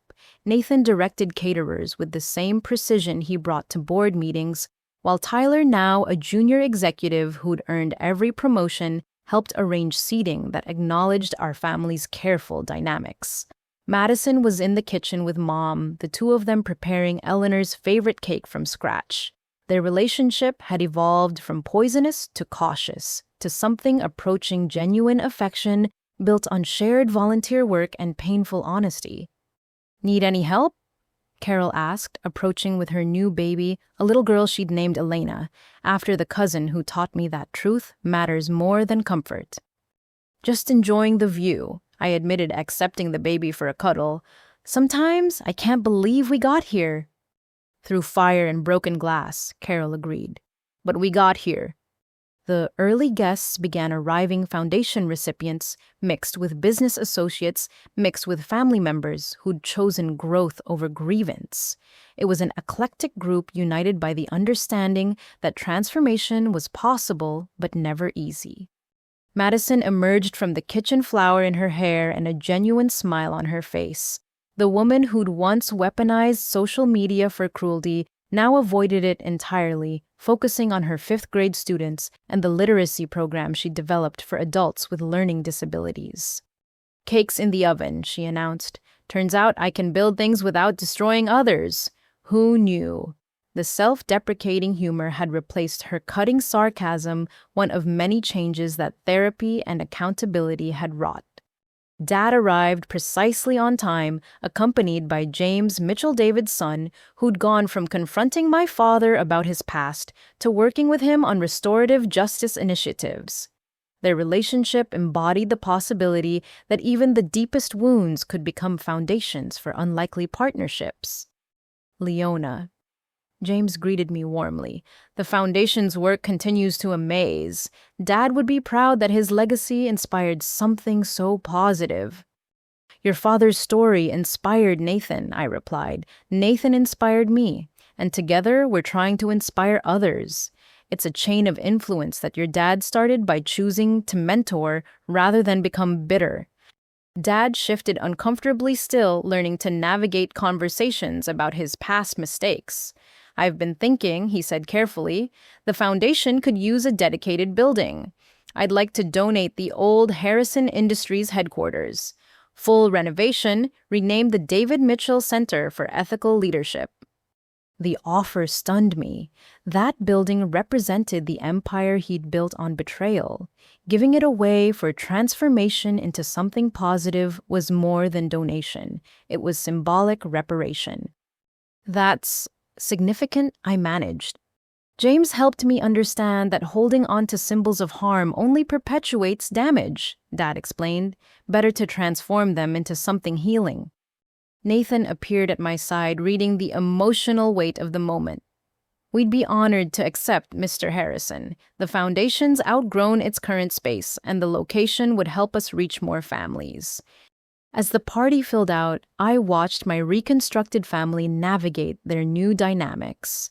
Mom and Aunt Helen co-managed the gift table, their relationship rebuilt on Mom's honest sharing about how suppressing trauma had nearly killed her. Uncle Robert held court near the bar, regaling Tyler's young colleagues with tales of judicial wisdom mixed with humble admissions of past blindness. "They're really trying," Nathan observed quietly. "Most of them." I agreed, noting a few relatives who'd attended from obligation rather than genuine change. But that's okay. Not everyone's ready for growth. We just hold space for those who are. Eleanor arrived like visiting royalty, which in our family she essentially was. Despite her age, she dressed impeccably, understanding that some performances were celebrations rather than deceptions. "My dear ones," she addressed the assembled crowd, her voice still commanding attention. "4 years ago, I thought I'd lost a granddaughter to addiction. 2 years ago, I learned I'd actually lost her to lies. Today, I see I've gained something far more valuable, a family willing to face truth and choose growth." She turned to Madison, who stood nervously near the kitchen door. "Come here, child." Madison approached hesitantly. Their relationship remained the most fragile, built on Eleanor's conditional acceptance and Madison's continuous effort to prove change. "You've done the work," Eleanor pronounced. "Therapy, restitution, service, humility. You've dismantled who you were and rebuilt with integrity. I'm adding you to the trust board, effective immediately." Madison's gasp was audible. The trust board represented not just financial oversight, but family acceptance. Eleanor had promised it would take 5 years. She'd done it in 3. "I don't know what to say," Madison whispered. "Say you'll continue growing," Eleanor replied simply. "That you'll use your position to help others transform as you have. That you'll remember this feeling when you're tempted to slide backward." "I promise," Madison said firmly, tears streaming. "I know who I was. I'm never going back to her." The party continued with the easy flow of people who'd learned to be authentic together. I found myself in conversation with one of our foundation recipients, a young man whose parents had stolen his identity and destroyed his credit before he turned 18. "How do you forgive that?" he asked, the question eternally relevant in our circles. "You don't have to," I said, giving my standard answer, "but you do have to release it or it poisons everything you build. Forgiveness, if it comes, is extra credit, not mandatory curriculum." "Your parents are here," he observed, "so you forgave them." I looked across the garden at my parents, Dad deep in conversation with James about the building donation, Mom helping serve cake with careful attention to each guest's preference. "I accepted them," I corrected, "who they are now, not who they were. And I maintain boundaries that protect me while allowing for connection. It's not forgiveness exactly, it's something more practical. A working relationship built on present behavior rather than past pain." As afternoon shifted toward evening, Nathan called everyone together for a toast. He stood with the confidence of someone who'd earned his position through merit, rather than inheritance, holding a glass of Eleanor's favorite champagne. "To transformation," he began simply, "Eleanor showed us that truth could break toxic patterns. Leona proved that boundaries could create space for healing. Madison demonstrated that anyone could change with enough work. This family, imperfect as it is, chose growth over stagnation. To the foundation recipients here tonight," he continued, "you're proof that cycles can be broken. To the family members who did the work, you're evidence that it's never too late to choose differently.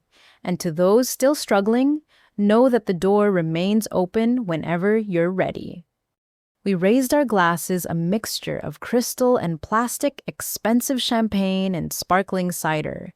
different choices for different journeys, but all celebrating the same possibility that families could evolve. That damage could become foundation for something better. That truth, however painful, was always preferable to comfortable lies. Eleanor insisted on making her own toast, though she needed Tyler's steady arm to stand. "I'm 94 years old," she began, voice carrying despite its frailty. "I've seen fortunes built and lost families created and destroyed lies that lasted decades and truths that changed everything in moments. But the most remarkable thing I've witnessed," she continued, "is this: a family that chose reconstruction over destruction. Not perfect, Lord knows we're far from that, but honest, growing, choosing connection despite pain." She looked directly at me. "Leona, you could have walked away forever. Instead, you built boundaries that allowed for possibility. That takes more strength than cutting ties entirely. You've taught an old woman that love isn't all or nothing. It's a careful dance of trust and verification, grace and protection." To the Harrisons, she concluded, "May we continue becoming the family we should have always been, flawed but genuine, careful but connected, transformed by truth rather than trapped by lies." The celebration continued into the evening. Madison played piano, a skill I'd never known she possessed, hidden beneath years of competitive performance. Dad and Nathan discussed business with the ease of men who'd moved past suspicion to mutual respect. Mom sat with Eleanor, their heads bent together over old photo albums, reclaiming memories that lies had tainted. "No regrets?" Nathan asked, finding me during a quiet moment on the patio. "None," I said firmly. "This is what we built from the ruins, not a perfect family, but a functional one. People choosing to be better, staying accountable, growing within boundaries that protect everyone." "Your mom wants to share her story at the Foundation's next Survivor Speaker Series," he mentioned. "Talk about how maintaining lies about your supposed addiction nearly killed her with stress-induced cancer." "She asked me about that," I confirmed. I said yes. Her story could help others understand the physical cost of emotional deception.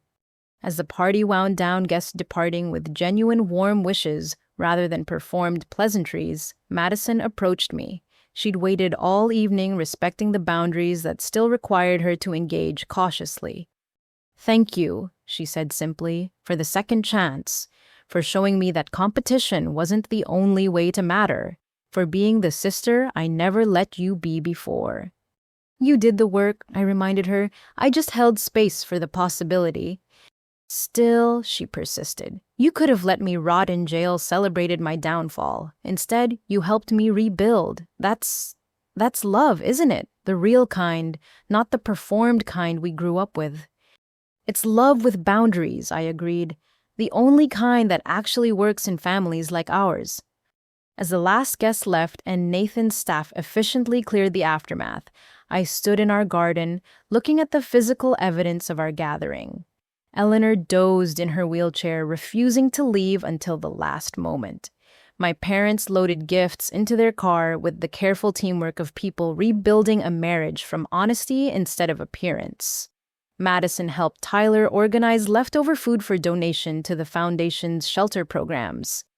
This was my family now, not the toxic performance of my childhood or the complete estrangement of recent years, but something more complex and ultimately more valuable. People choosing to grow, held accountable by boundaries, but welcomed with grace when they demonstrated change. "Ready to go inside?" Nathan asked, wrapping an arm around my shoulders. "In a moment," I said, wanting to freeze this scene in my memory. "I'm just appreciating how far we've come." From humiliation in a luxury car showroom to hosting a celebration of transformation. From lies that poisoned every relationship to truths that enabled genuine connection. From a family that competed to destroy to one that cooperated to build. It wasn't a fairy tale ending. Those didn't exist in real life. Madison would always struggle with competition. My parents would sometimes default to old patterns. Some family members would never fully embrace change. The Foundation would face setbacks. Boundaries would be tested. Our family wasn't perfect, but it was ours, rebuilt from ruins with careful hands and protected by hard-won wisdom. And that was more than enough. It was everything. The greatest revenge isn't success, it's transformation. It's showing those who tried to break you that people can change, families can heal in love, can exist with limits that protect rather than punish. If you've experienced family betrayal, if you've been the scapegoat or the truth teller in a system built on lies, what boundaries have helped you heal? Share your story in the comments, not for sympathy, but to help others see that transformation is possible. Like this story if it resonated with your own journey. Subscribe to hear more about breaking toxic family cycles and building authentic connections. And share this with someone who needs to know that they're not alone in choosing growth over grievance boundaries, over bitterness and truth over comfortable lies. Thank you for joining me on this journey from humiliation to hope. Remember, you can't control your family's choices, but you can control your response. Choose growth, choose boundaries, choose the possibility that people can change even if you have to protect yourself while they do.